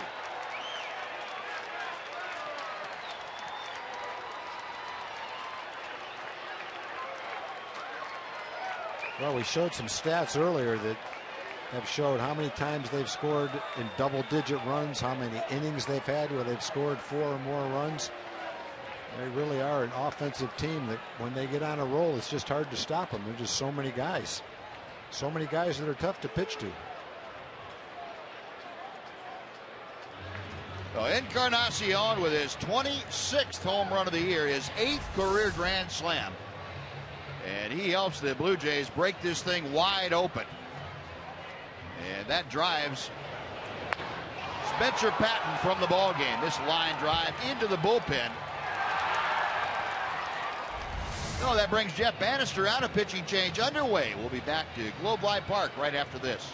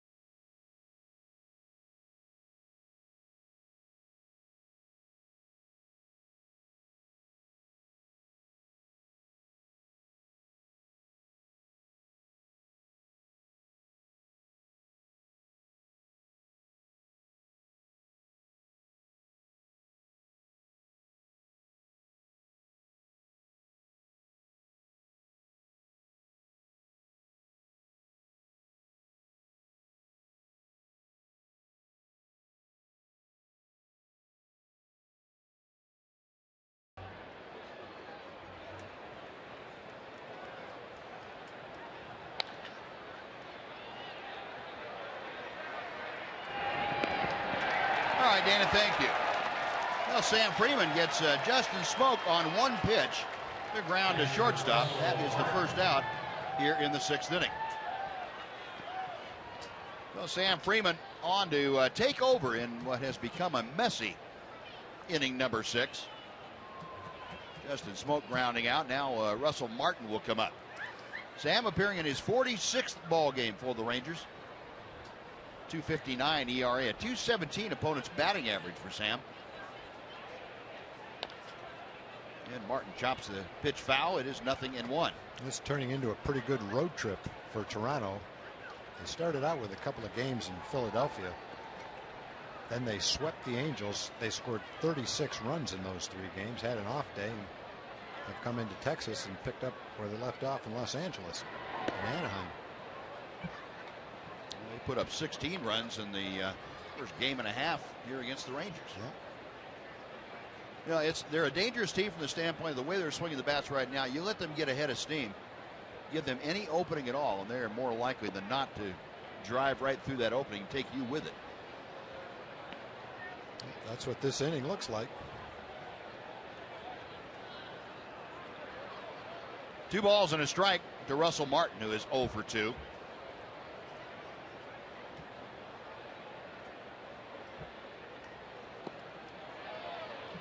Now 2-2. Good changeup by Sam. Sam's had a great opportunity to develop as a reliever this year. A little bit raw when the season started, but Jeff Bannister has used him in a lot of tough situations all season long. So he's got a little bit of a experience by working in tough situations, learning how to get big league hitters out. Comes in with generally a 92 to 95 mile an hour fastball. Slider's getting better, working on his changeup, working himself into being a very good reliever. 3-2 to Russell Martin. There's that changeup, and Martin able to check his swing. And ball 4. Now 1 on, 1 out, and Ben Revere will come to the plate. Sam Freeman, the 28-year-old, went to Carrollton's Hebron High School. Sam played a little bit of college ball at North Central Texas College for a couple of years and went up to University of Kansas. He was a Jayhawk, drafted out of college, taken by the St. Louis Cardinals in the 32nd round of the 2008 draft. Came over to the Rangers in a deal right at the end of spring training this year from St. Louis. 1 ball and 1 strike to Revere. Revere 1 for 3 tonight. Singleton scored back in the 2nd.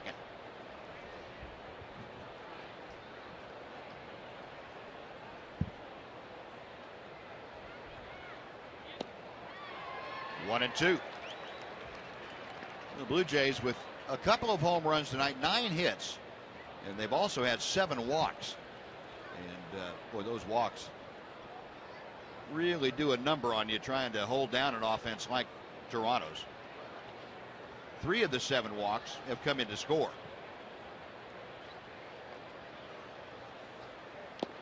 Got him swinging. 94 with a fastball, a little bit of cutting action to it, down. Excellent pitch in the strike zone.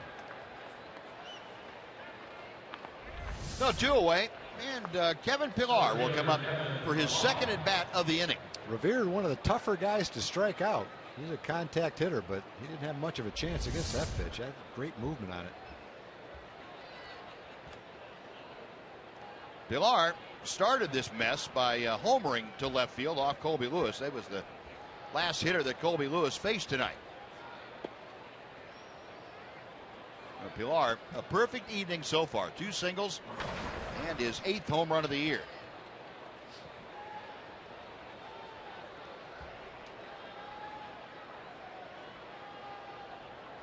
Freeman back to the plate, gets a strike. Looks like Sam's got just enough deception. Even right-handers have a hard time picking the ball up. Get a little bit of a funky delivery.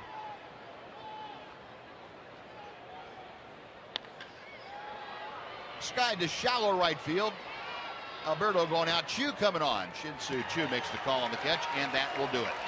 But Blue Jays send 10 men to the plate. 6 of them scored. We'll go to the bottom of the 6th. It's now 10-2 Toronto.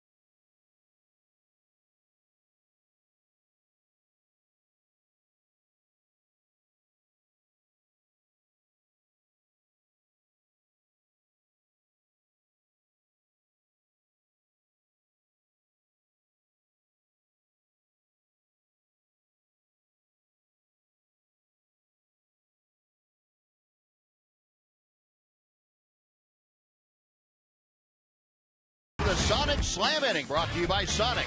Tonight's jackpot is worth $900 and dinner for 2 at Sonic Drive-In. If a Ranger hits a home run during this inning, David Foster from Capel is going to win $900. And if a Ranger hits a grand slam this inning, David will take home $25,000. You can register at any participating Sonic restaurant. Well, the Rangers need a couple of slams. They trail 10-2. Prince Fielder leading things off against David Price. And Prince taking all the way. It is strike 1. Fielder singled his first time, grounded his second in the 3rd. That was his last time up there, hitting at .318.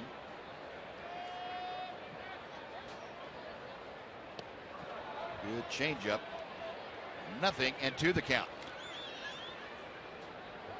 Now Prince Fielder, we talked about Prince's decline of late. If you go back over the last month now, he's hit right at .240. Seen that average dip down to where it's 4th best in the American League. For the first 2/3 of the season, he was right at the top or next to the top in the American League. 1 ball, 2 strikes.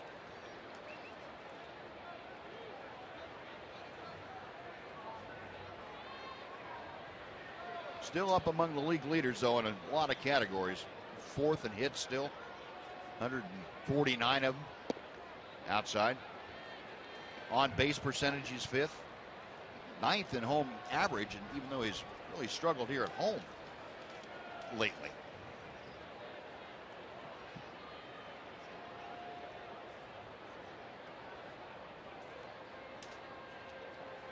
Price with the 2-2 pitch to Fielder. 3-2. He's trying to get him to swing at that hard cutter, hard slider down and away. Prince is laying off it. Mentioned that Price in his career only gives up a .218 average to left-hand hitters. In this game, Prince has a base hit and a hard ground ball, and Chu has a couple of hits. So the lefties have done pretty well against him today. That pitch fouled straight back. And the count remains 3-2. Yeah, 3 of the 5 hits have come from left-handed hitters. And all 3 of them were hit hard, too. Yep. Prince trying to get aboard to start the Rangers' 6th inning. Mike Napoli, who has one of the other hits, will follow him.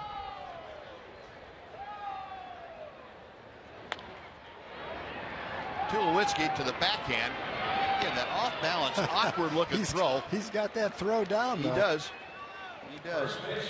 A big looping sinker over there to Justin Smoke for the out. One gone. You know, you watch shortstops make the play in the hole, and there's a lot of different ways of making it. Elvis likes to go in the hole like Derek Jeter did and throw the jump throw over. I don't know many guys that make it this way. Throw on the run, get rid of it quickly. And that's kind of his routine play, it seems, which I think for most people would make it pretty tough to throw the ball accurately from that far away over to first base, but he seems to do it very well.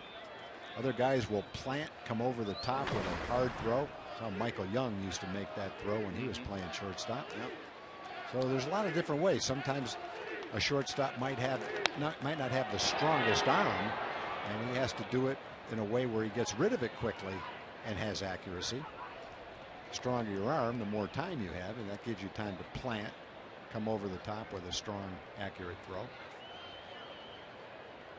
I'm not sure I've seen anybody do it the way Tulowitzki does all the time. I don't think I have. It doesn't ring a bell anyway. It's unique. But he's been doing it for a long time. Yep. And he's got a couple Gold Gloves to his credit, so exactly. It must work pretty well. Might not be the model that you would want your little leaguer to go out and emulate. But there's a lot of big leaguers that do things maybe not the way you would see it done in a training video, but they've done it for a long time. It works for them, and they're successful at the highest level. So they're not going to change, but it doesn't mean that's the way that someone should learn how to do it. And Napoli gone on strikes as David Price rings up number 8. There are 2 gone for Elvis Andrus. The shortstop, Elvis Andrus. Yeah, like the kids are always told, emulate the results, not the how. Yeah.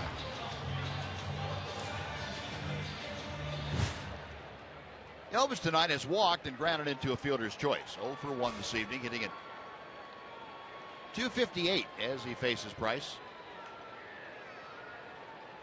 So far, David Price winning the battles of the birthdays. Price turning 30 today, and Elvis turning 27.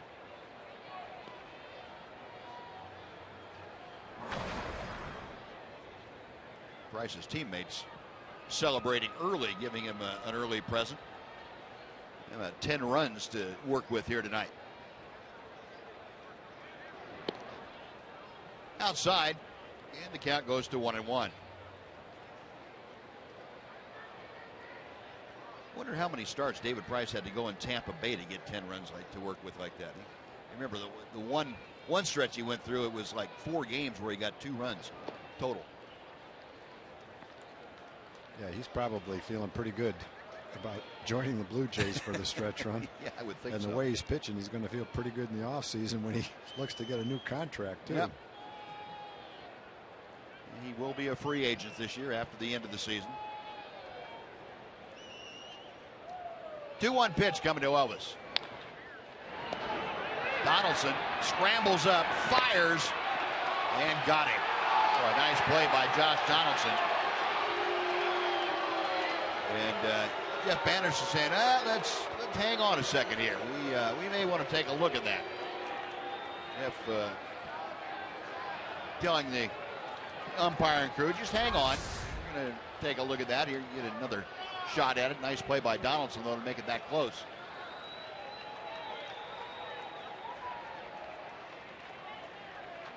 And I believe that's going to be the out. So that's what's going to happen. The Rangers gone in order, and 9 straight now set down by David Price.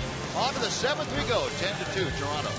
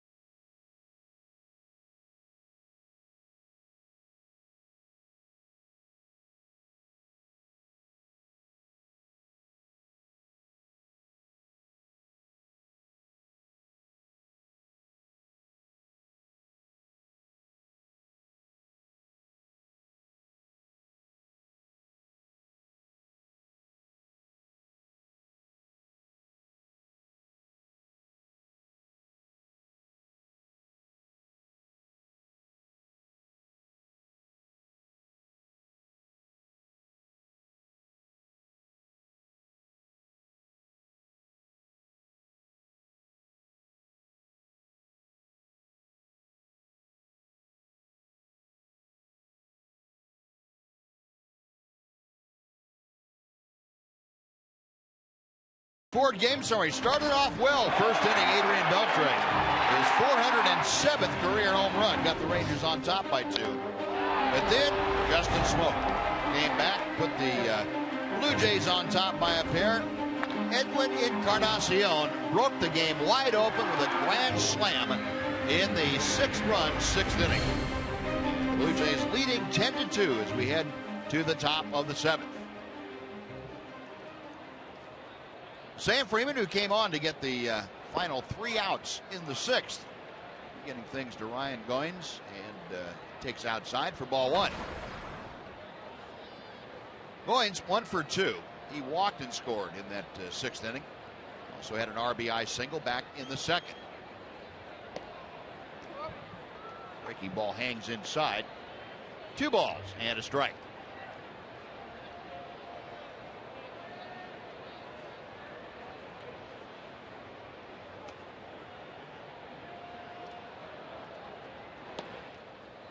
Now 3 and 1. Goins hitting in the 9th spot. Of course, you have the top of the order, Troy Tulowitzki and company. 3-1 pitch. Ball 4. Lead off walk gets Goins aboard, and now back to the meat of the order, 1 through 4. And let's check in with Jim Knox. I appreciate it, Buzz. How about the progressive fan of the game? We have to give it to Lucille Fleming, 103 years old, threw out the first pitch tonight. What was that like, Lucille? It was heavenly, I tell you. It was a night I will never forget. Well, you did a great job. Now, you're a big-time Ranger fan. You live in Keller right now. I understand you had a close call at a hospital last year. What happened? Well, I was well in the hospital, and they discharged me. I went downstairs to write my exit outside, and what happened? I felt terribly sick, and all of a sudden, the nurse picked me up, and I died for 3 minutes. And they pumped my chest, they hit me, and I came to, and I said, "Get me too, I want to live, I want to watch the Ranger game." Now that is a Ranger fan, Buzz and Tom. That is deserving of a progressive bag right there. Congratulations. Now, I got to ask you this. Rangers are down right now 10-2. If they come back and win this thing, what will you do after the game? How will you celebrate? I'm going to celebrate by dancing with this man right here. All right. Well, very nice. Now, this man happens to be your doctor right now. Now, give us, why is she 103 years young? She's sharper than a tack. Give us a tidbit why. Give us a hint. Why is she able to do so well? Blueberries. She eats blueberries every day. They're full of antioxidants. Eat blueberries. All right, now there's a run on blueberries now. Well, congratulations, Lucille. Good to see you. We'll see you out here next year, all right? Thank you so much, Rangers. You'll come back, Rangers. Don't worry. There we go. All right. Buzz? That's funny, Noxie. The Rangers have another fan over in Fort Worth, Elizabeth Sullivan, who's over 100 years old as well. So 2 of our greatest fans are 100 years old. We met Elizabeth Sullivan earlier in the year. Jim went down to the box where she was sitting, and now another one today. How great is that? First pitch, boy, that's unbelievable. Oh, no kidding. Outstanding. Blueberries, huh? Remember that, right? Eat more blueberry muffins. I don't think they have muffins when you eat them. I don't think there's enough blueberries in the muffin to get the benefit of it. Don't think but so? No, it's a start. It's a start. Well, Sam Freeman running into a stretch of inaccuracy here in the 7th inning. A couple of walks, 2 aboard, nobody out. Josh Donaldson, 1 for 4. He has scored a couple of runs. He drove in his 101st in the 6th inning. I'm not sure that doctor can keep up with her if she does want to go out and dance. I think you're right.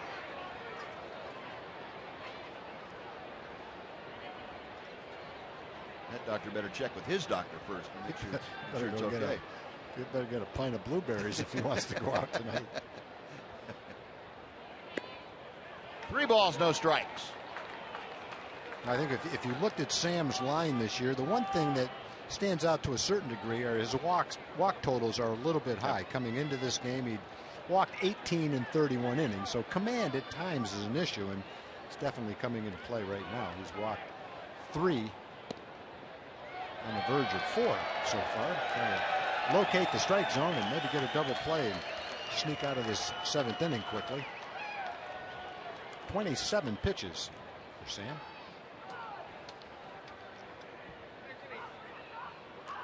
Three balls and a strike to Donaldson. And inside, ball 4. That'll load him up. 3 consecutive walks to open up that 7th inning, and that's going to do it as Jeff Bannister is coming out of the Ranger dugout. He signals to the bullpen. Well, Sam Freeman a little bit frustrated with himself. He got the 3 outs to end the 6th inning, but now can't find the strike zone. Walks the first 3, and he is gone in favor of Anthony Bass. So another pitching change underway at Globe Life Park. We'll be back right after this on Fox Sports Southwest.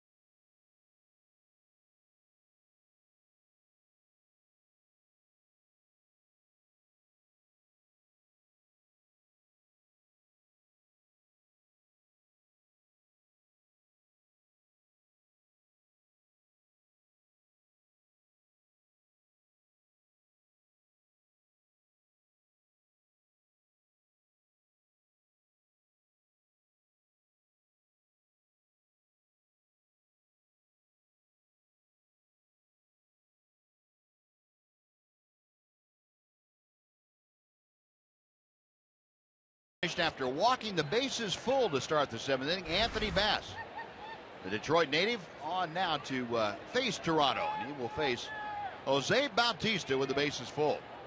Anthony Bass appearing in his 29th game. 57 innings of work out of the bullpen. The league hitting .277 against Anthony. We saw him in the Detroit series. Gave up a run in a couple of innings of work to the Tigers. Jose Bautista has not had an official at bat tonight as he takes a slider for strike 1. Bautista has 4 walks to his credit. Ranger pitchers tonight have walked 10. Walked 10, given up 9 hits. And the result, 10 runs. You saw Bautista's 3rd 4-walk game of his career.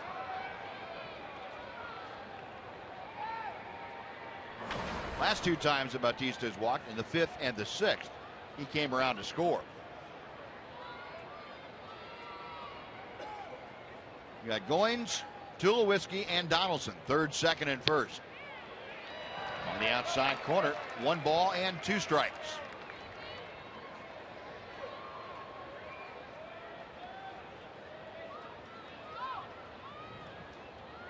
Encarnacion in the on-deck circle is probably hoping he strikes out so he can get a chance to hit with the bases loaded again. Yeah? Not really. Well, 10-2. You may be right. Did he go? No, he did not. Appeal down to first. Could have been, but wasn't.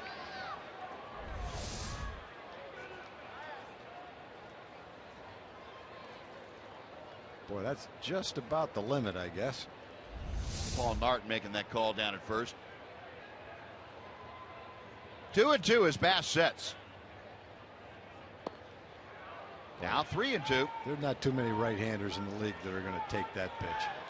That's a hard breaking slider that just missed the strike zone And it shows you the discipline that Bautista has. Yeah. Bases loaded, you tend to be a little over anxious, and I don't know how he took that pitch. It's not a strike, but still. Beltre to second, and Alberto turns it a double play. Oh, look. In to score, Ryan Goins. Two very important outs. It's now 11-2. No RBI for Bautista. The Rangers turn their first double play of the night. And it will bring up Edwin Encarnacion.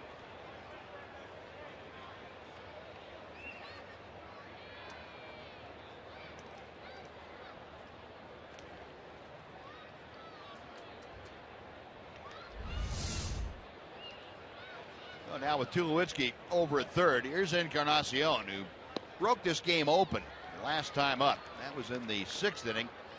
Hit his 8th career grand slam into the Toronto bullpen in left center field. His 26th home run of the year, now is 79 RBI.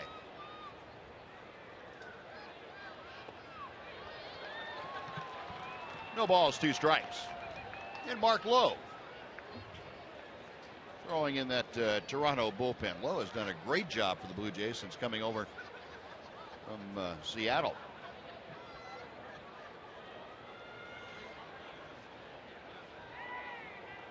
Bass ready for the 0-2. All the way to the backstop, and that ball hangs up on the screen, and in to score is Troy Tulowitzki. It is a 12-2 Toronto lead. Well, how many times have we seen a ball go by the catcher and just bang off the back wall and come back to the catcher? That one wasn't going to be one of those, however.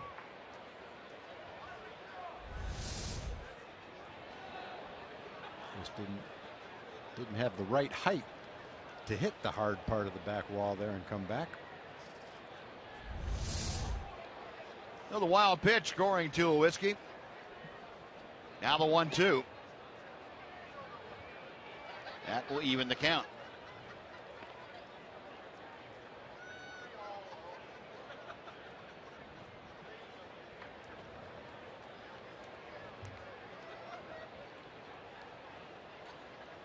By the way, that wild pitch closed the book on Sam Freeman.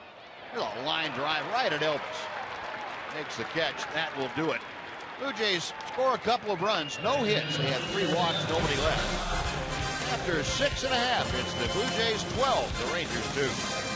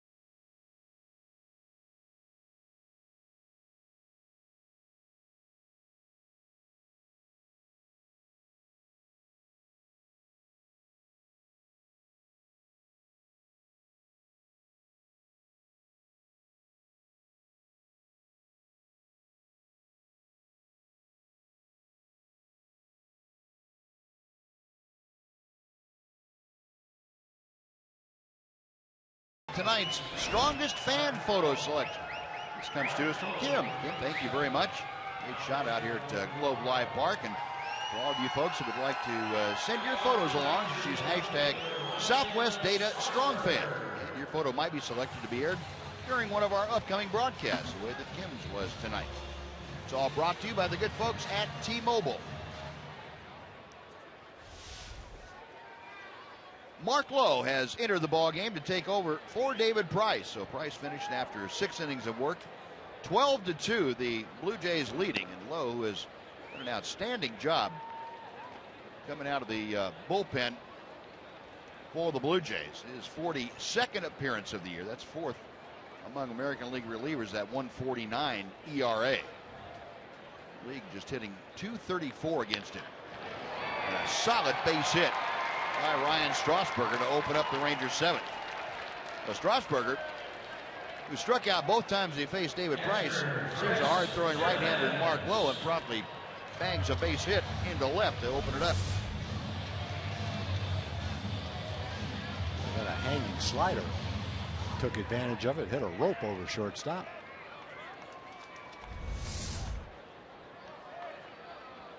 The 6th base hit of the night for the Rangers, the first for Ryan Strasburger. 1 on, nobody out. Chris Jimenez is 0 for 2, a ground ball and a strikeout. And he takes strike 1.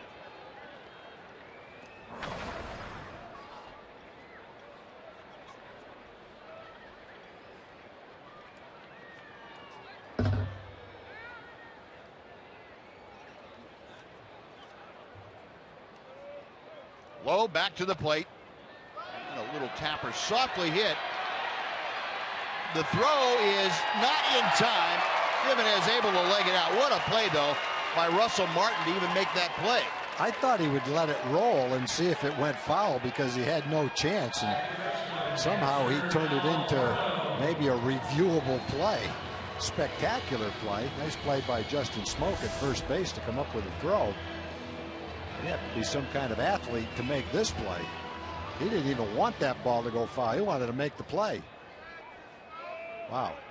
And Chris Jimenez touched the exact front part of the base, which might have been exactly what he needed to do to get his foot down before the ball went into Smoke's glove. Well, he did too. He just barely. If you had a base running instructor tell you how to touch first base, this is what he would say. Be in stride and touch the front of the base. If you get there quicker, I think that one's going to stand. I think you're right. They're not even going to bother. So that's an infield single for Chris Jimenez. So back-to-back hits greet Mark Lowe. 2 on, nobody out. And Hanser Alberto to the plate. Alberto is lined to right and struck out. He pops that first pitch foul back into the seats. 0-1.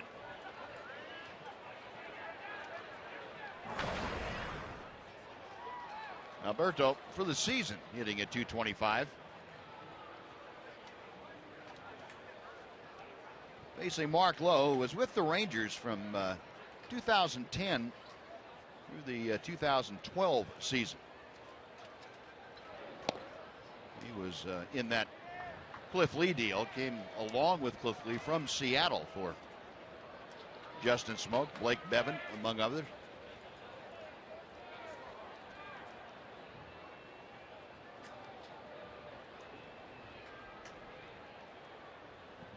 Strasburger at second. Jimenez at first. 0-2 pitch, loop to center. On comes Pilar. He slides and makes the catch. What a play by Kevin Pilar. That one hung up just long enough for him to get there on the dead run. Nice sliding play. A nice day for Pilar. He's had 3 hits, a home run, and now a beautiful catch in center field. Took it right off the ground. Nice aggressive play by the center fielder. Good athlete. Well, very nicely done there. Yeah, got its body in position to be able to get the glove down and make the catch. Well, Delino DeShields called back to the Ranger dugout. Will Venable has grabbed a bat. He will pinch hit for Delino DeShields. Well, Venable hitting at 167 in a Ranger uniform as he takes strike 1. Saw Will last night walk as a pinch hitter, went 0 for 1 in the game after that.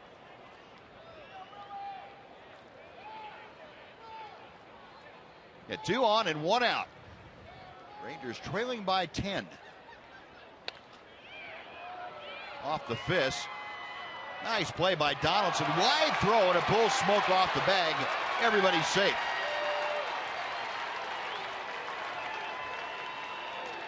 Donaldson did a great job just to barehand it and get a throw off. Yeah, it looked like it had some spin on it, so to barehand it, you had to squeeze it so it didn't spin right out of your hand, it looks like. It does have a lot of spin. He palms it, maybe didn't get a great grip on the ball. Made a nice play, just couldn't get it over there accurately. Well, that's an infield single. Will Venable with his second Ranger hit. That fills the bases now for Shin-Soo Choo. Choo tonight is 2 for 3, a pair of singles and a strikeout. All 3 of those coming against David Price. 1 ball, no strikes.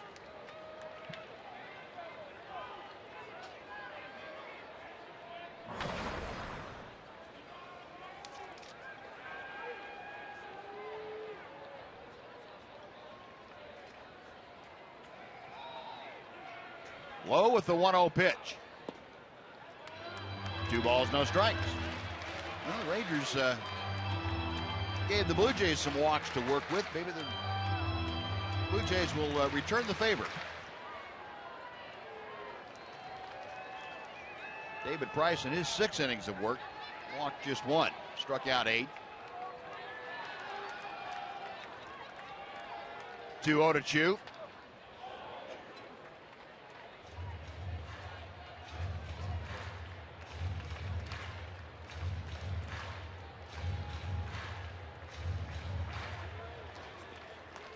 Shin-Soo singled to left field each of his first 2 times up tonight. Back in the first after his single, he trotted around on Beltre's home run. High and tight, 3-1.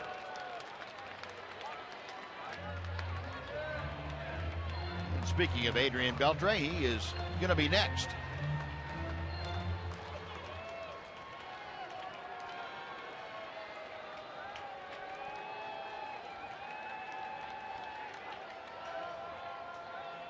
Low ready and back to the plate. Base hit to left field. Strasburger scores.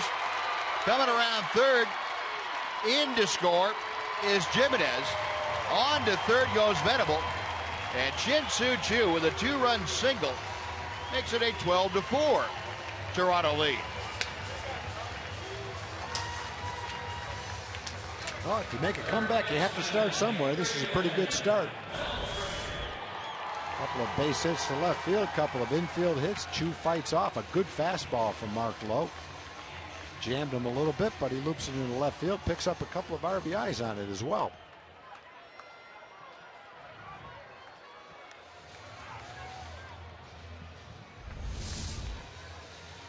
No, not exactly what John Gibbons had in mind when he summoned Mark Lowe, who's been really good coming out of the bullpen, but he has to send Pete Walker, the pitching coach, out there to have a chat. As Brett Cecil loosening in that Toronto bullpen. He might look down to Prince Fielder, be the first left-hander that is in the order. And with Adrian up there, how about our AT&T Uverse Rewind? We'll take you back to the first inning. Career home run number 407 up on Greens Hill for Adrian Beltre. He is now tied with Duke Snider and Miguel Cabrera, and 51st on the all-time list. Fouls back that first Mark Lowe offering. It is 0-1. Beltre, a dozen home runs this year, 42 RBI.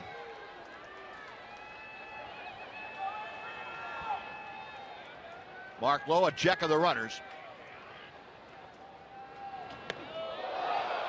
1-1. Well, of course, teammates with Beltre, both here and in Seattle. Adrian spent 5 years in Seattle.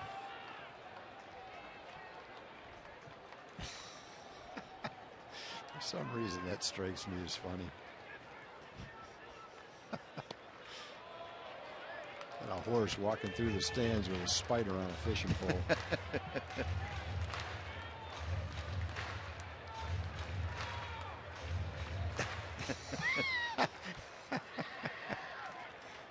Wow. I don't. They're just not too surprised by it. No. Must have had a Ranger captain alert. Tulowitzki, the second, return to first in time. They turn the double play, and that'll do it for the Rangers. Rangers score a couple on 4 hits. They leave 1. We're going to the 8th inning. It's now the Blue Jays 12 and the Rangers 4.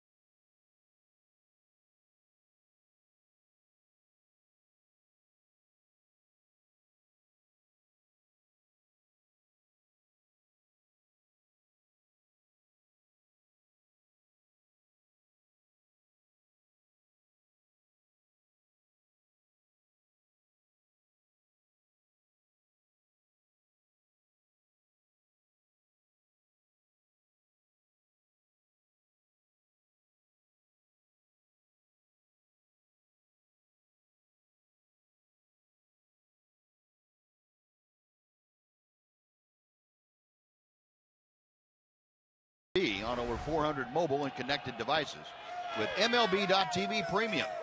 Real-time highlights, live look-ins, pitch tracking widget, and a lot more. Every night on every device. Blackout and other restrictions apply. Just visit MLB.TV for details.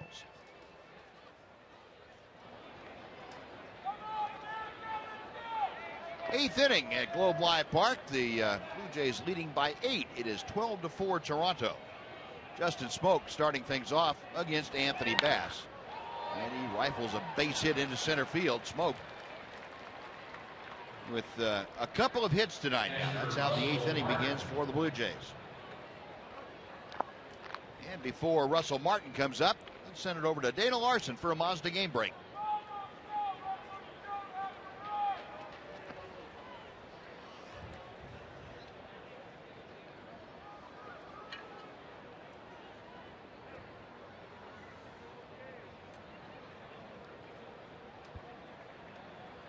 All right, Dana, thank you. Anthony Bass misses low to Russell Martin. Martin 0 for 2, and that last ball hit by Justin Smoak. Will Venable took care of that in center field. He pinch hit for Delino DeShields, stays in the ball game to patrol center. 2 balls, no strikes to Martin. Couple of walks, a pop out, and a line out tonight for Martin. 0 for 2, hitting at .241. Continuing to struggle offensively.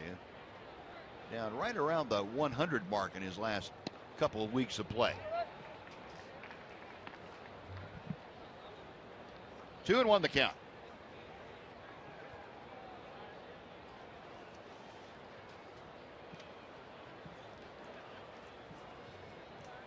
Anthony Bass back to the plate, and Martin fouls it back out of play.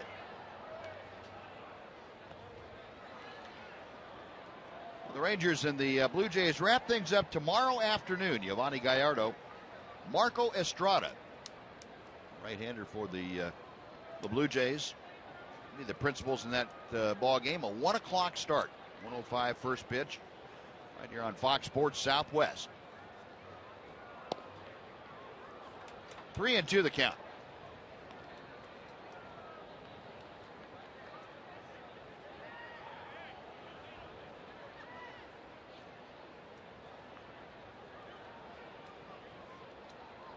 Anthony Bass nods in agreement. Chop foul. After the Blue Jays and Rangers finish up tomorrow, and then Baltimore comes in over the weekend. Cole Hamels will get the start on Friday night. Martin Perez back in the rotation on Saturday. And then Sunday afternoon, Derek Holland will be on the hill for the Rangers. Got him swinging. Anthony Bass with the strikeout. One gone for Ben Revere down.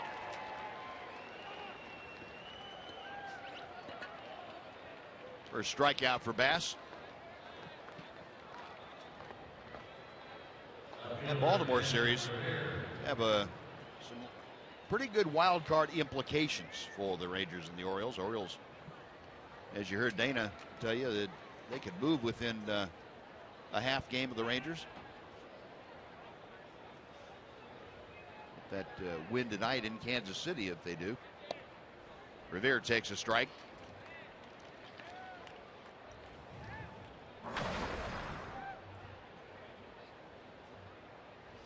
Ben Revere is single in 4 trips.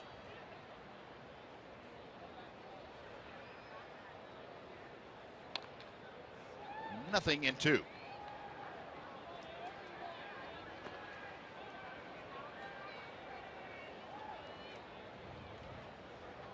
Anthony Bass, the 4th pitcher used tonight by Jeff Bannister.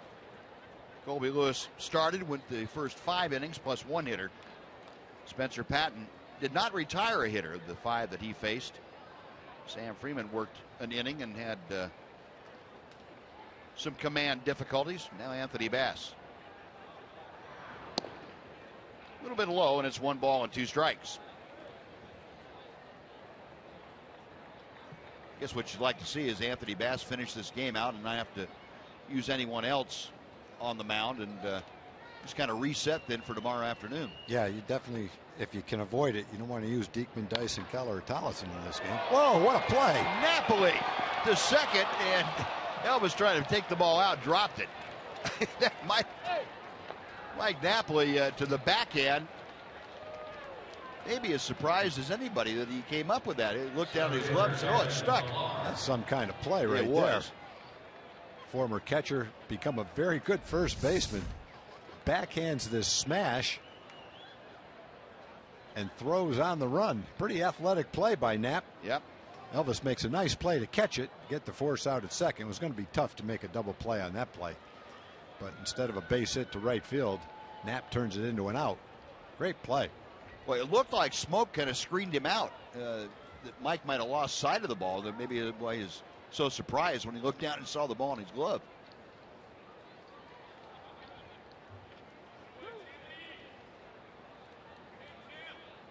And Elvis obviously had control of that. You can see the umpire raise his right hand to get the out at second base. Probably not a play with Revere running. Anyway. Yeah. Good hard slider right there by Anthony. Or cutter. Well, 2 outs. Kevin Pillar has had a big night. He is 3 for 4. 2 singles, a home run. And he hits another drive deep to left center field. Going back is Strasburg. Ryan pulls up just before he gets to the track and makes the catch. That'll do it. No runs a hit, 1 left. After 7.5, 12-4 in favor of the Blue Jays.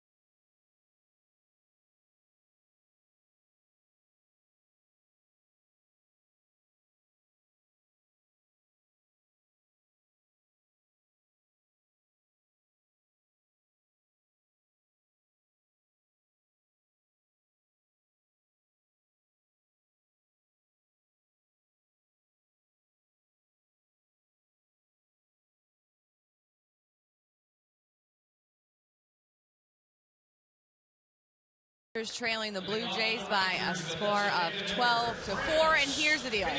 These first 2 games of this series have not gone the way we wanted, but the good news is there's a shot at Game 3 tomorrow. It is a 3-game set, the finale tomorrow afternoon, 1 o'clock here on Fox Sports Southwest. Giovanni Gallardo going for career win number 100, but he will have to tackle this hot-hitting Blue Jays lineup, led, of course, by Mr. Josh Donaldson. So here's hoping for a better outcome tomorrow.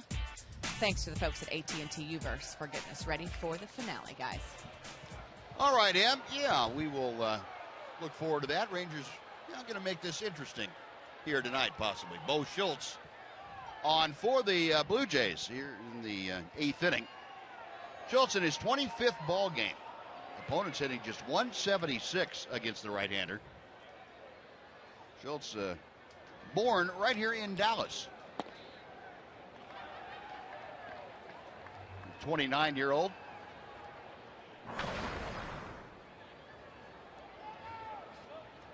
Prince Fielder, 1 for 3 tonight. 1-1 pitch. To left field, coming on in a hurry is Revere. And he makes the catch for out number 1. You hit the ball anywhere from right center field around to the left field line against this Toronto club with Revere out there and Pilar, you're probably not going to get many to fall in. I definitely cover some ground. We've seen it in this series.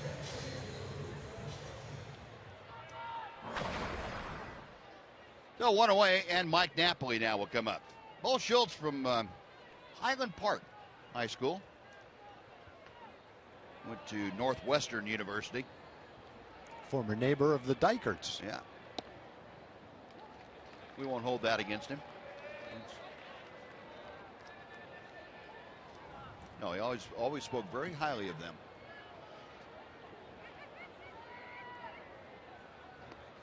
One ball and 1 strike to Napoli.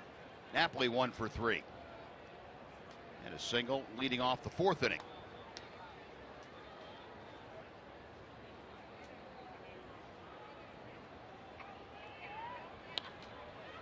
And it's fouled back right into our booth.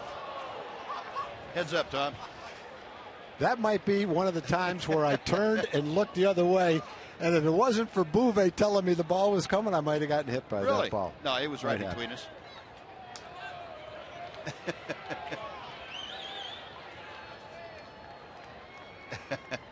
Very nice. Catch and release. I learned that from the net man. Retrieve and release. Yeah, there you go.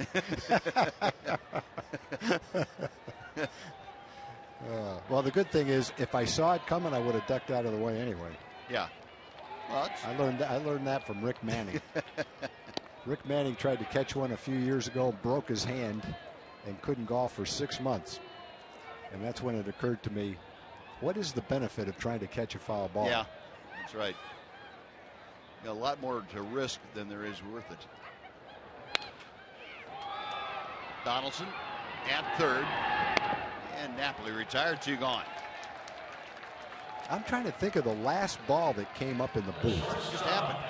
No, before that. Oh, was that what it was? Like 10 seconds ago? How about the one before that? I don't think there's been one up here in years. I don't recall any. I had one up here maybe 10 or 12 years ago that I dropped with Tom Paciorek next door laughing at me. I've got one in my briefcase if you want to see. That's not what you're talking about, though. No. Elvis grounds out to his counterpart, and Bo Schultz works a very quick and tidy 1-2-3 8th inning. We're going to the 9th inning at Globe Life Park. It's the Blue Jays leading the Rangers 12-4.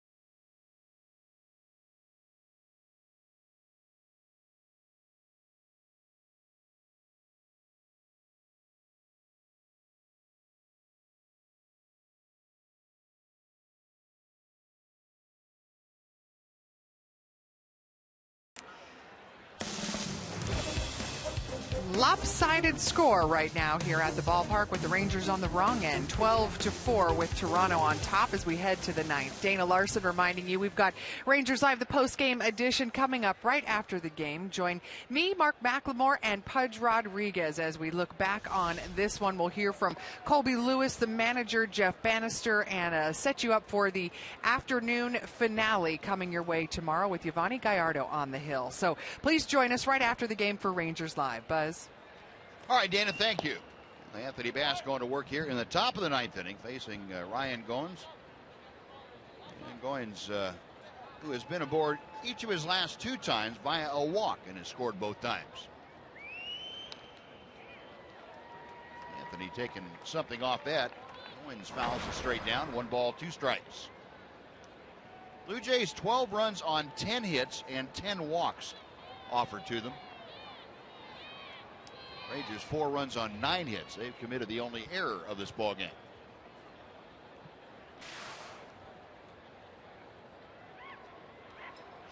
Chris Jimenez taking a little time going out to the mound. Walk off the effects of that foul tip.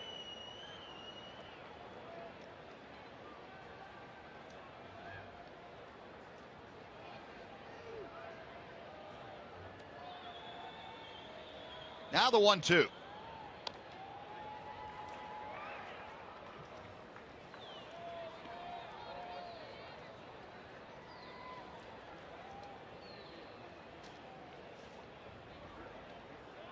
Well, the Rangers scored first in this game. They had 2 in the first inning. The Blue Jays came back with single runs in each of the second and the third. Took the lead on Justin Smoke's 2-run home run in the 5th, and then really piled on. They broke it wide open on the grand slam by Encarnacion, a 6-run 6th inning. Anthony missing high. That fills the count now. 3 balls, 2 strikes.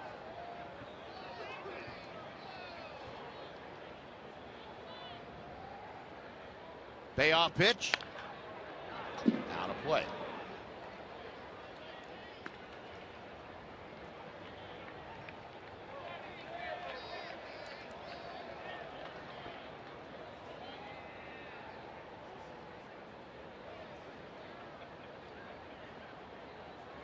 Bass with another 3-2.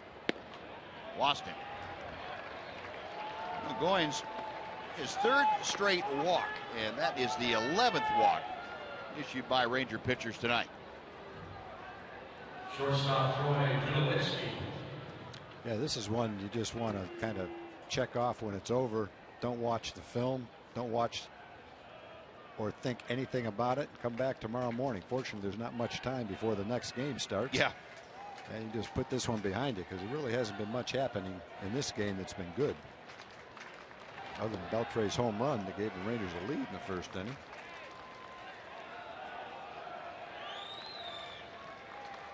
Troy Tulowitzki tonight has a single in 4 official trips. He's also walked and scored. He has scored twice this evening.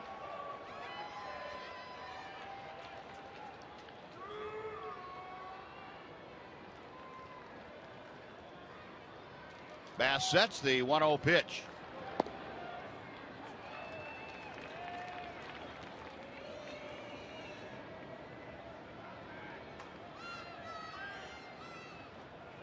Tulowitzki hitting at a 240 clip.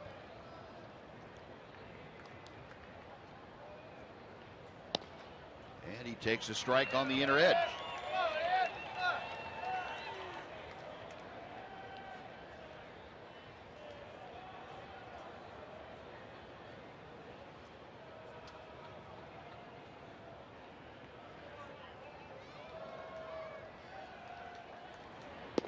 Got him swinging. Good breaking ball from Anthony Bass to get his 2nd strikeout. 1 away. And Josh Donaldson coming up. Third baseman Josh Donaldson.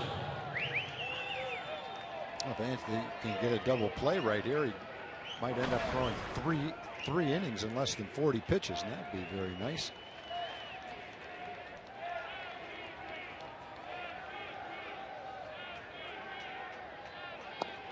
A couple of the Toronto fans that are in the stands tonight are chanting MVP for Donaldson, and I think they're onto something. I really couldn't tell you if anyone else is even close to him. I don't know who it would be.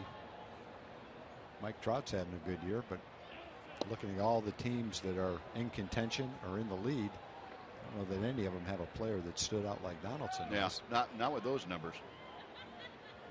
There's a lot of good players having pretty good seasons on a lot of those other teams, but no one having a superb season like Donaldson's having.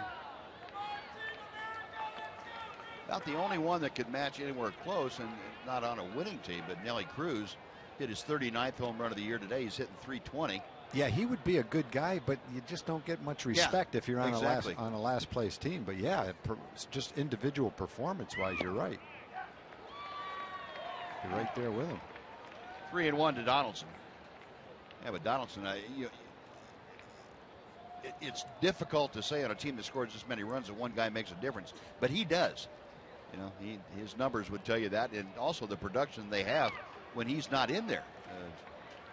Yeah, when you've got a guy having this kind of year, batting second, driving in runs himself, and then being on base for the guys in the middle, playing the kind of defense he's playing, yeah, he really does stand out.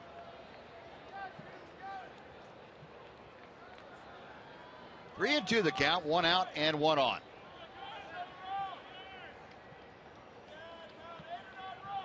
Now there is precedent though for a last place team having an MVP. They turn two, back to Bass, not in time.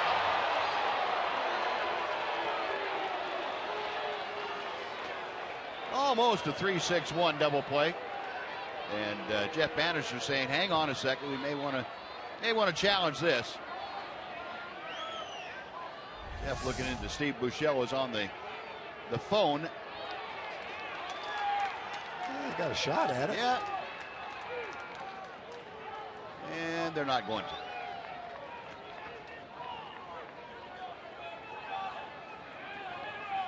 They might have had him. Close. And they are going to. Take it back. He said, yeah, let's challenge that. So they will get the headsets out. Get the umpire crew chief. That's Dana DeMuth, the second base umpire, along with Paul Nart, who made the call at first. Get the headsets on and get the connection back to Replay Command Center in New York.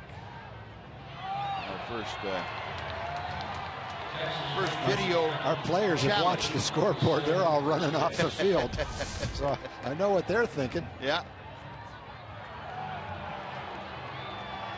Dana DeMuth on your right and Paul Nart on the left.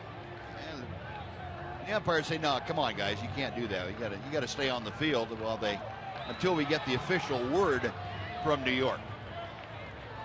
Umpires, as well as the players, looking up the big video board atop the home run porch in right field.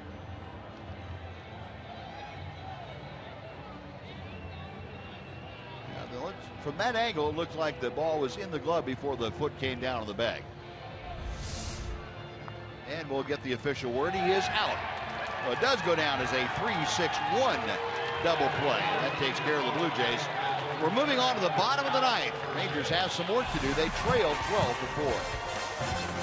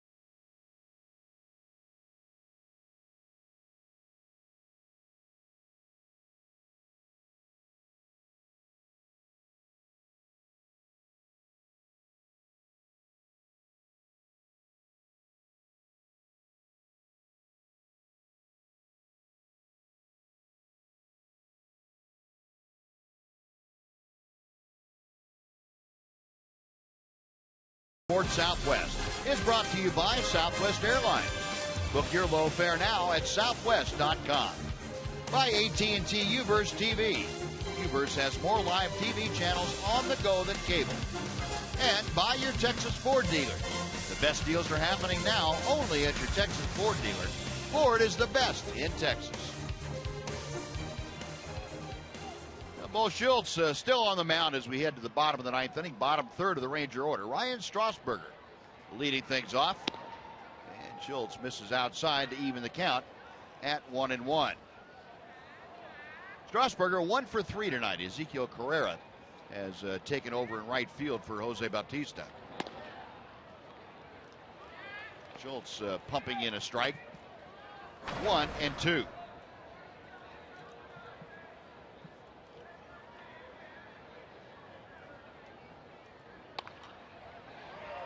Strasburger spoiling a pretty good pitch down and away.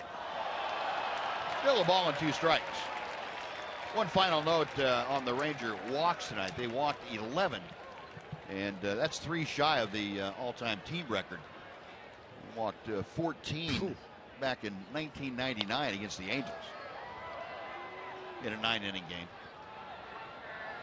Pilar coming on and handles the fly ball off the bat of Strasburger for out number 1.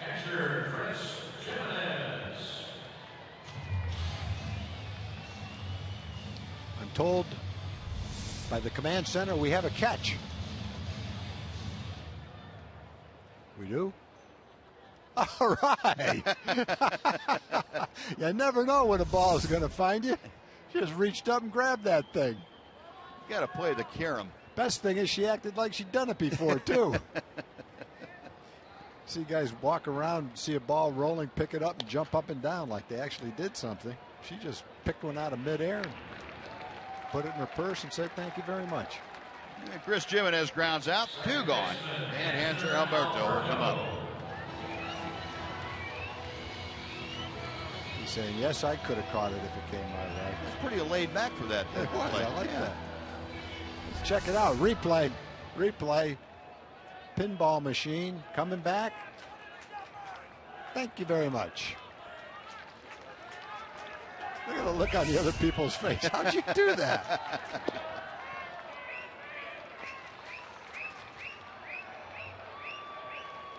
I think she had done that before, as a matter of fact. She didn't even smile. Yeah. That was a nice play.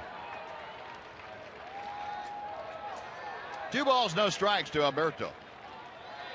Hands are 0 for 3 tonight. Lined out a couple times, also struck out. Bo Schultz has retired all 5 Rangers that he has faced since coming into the ball game in the 8th inning. And he misses high, 3-0.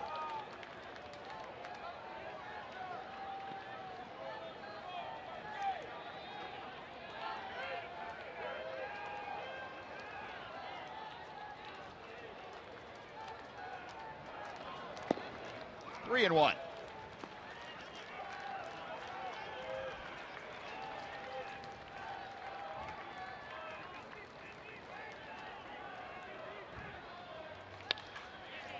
Base hit to center field. Alberto with his first hit of the night. And the Rangers have some life here in the 9th inning. We'll take him back to the top of the order for Will Venable.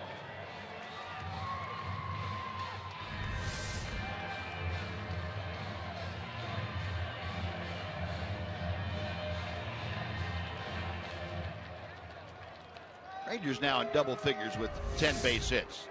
They have matched the hit total of the Blue Jays. Blue Jays, though, had those 11 walks to get the folks on base also.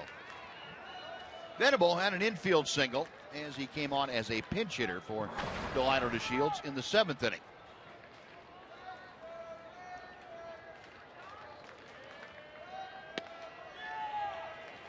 Andrew Alberto going to second on defensive indifference.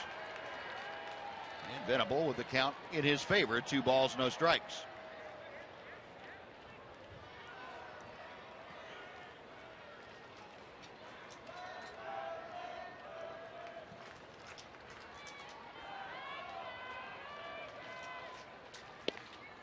That is outside. 3 balls and no strikes. So Bo Schultz, after cruising through the first 5 hitters, had a little bit of a problem against Alberto and now Venable, falling behind 3-0 to both of them. And he gets a strike somewhere around the outer edge. 3-1.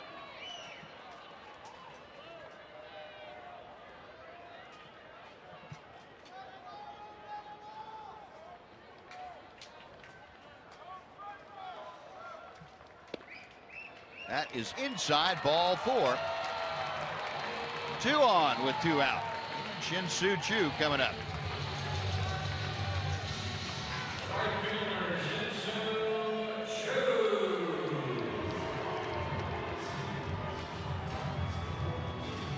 Choo 3 for 4 tonight. Batting average now up to 249.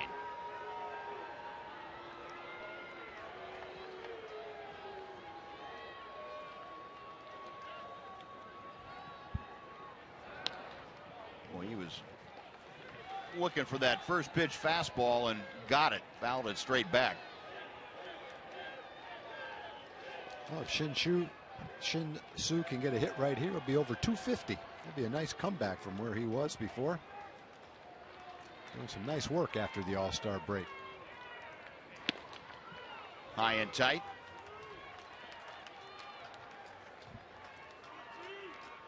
Just looking back, Choo has not been over 247, I believe it is. This is highest? Yeah. He's got that now. He's hitting 249 now. 249 was his highest. Yeah, back. 1-2. Last time he was at 249 was back in the first couple of days of June.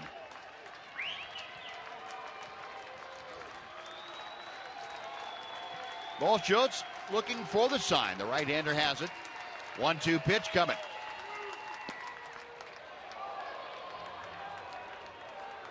Two and two.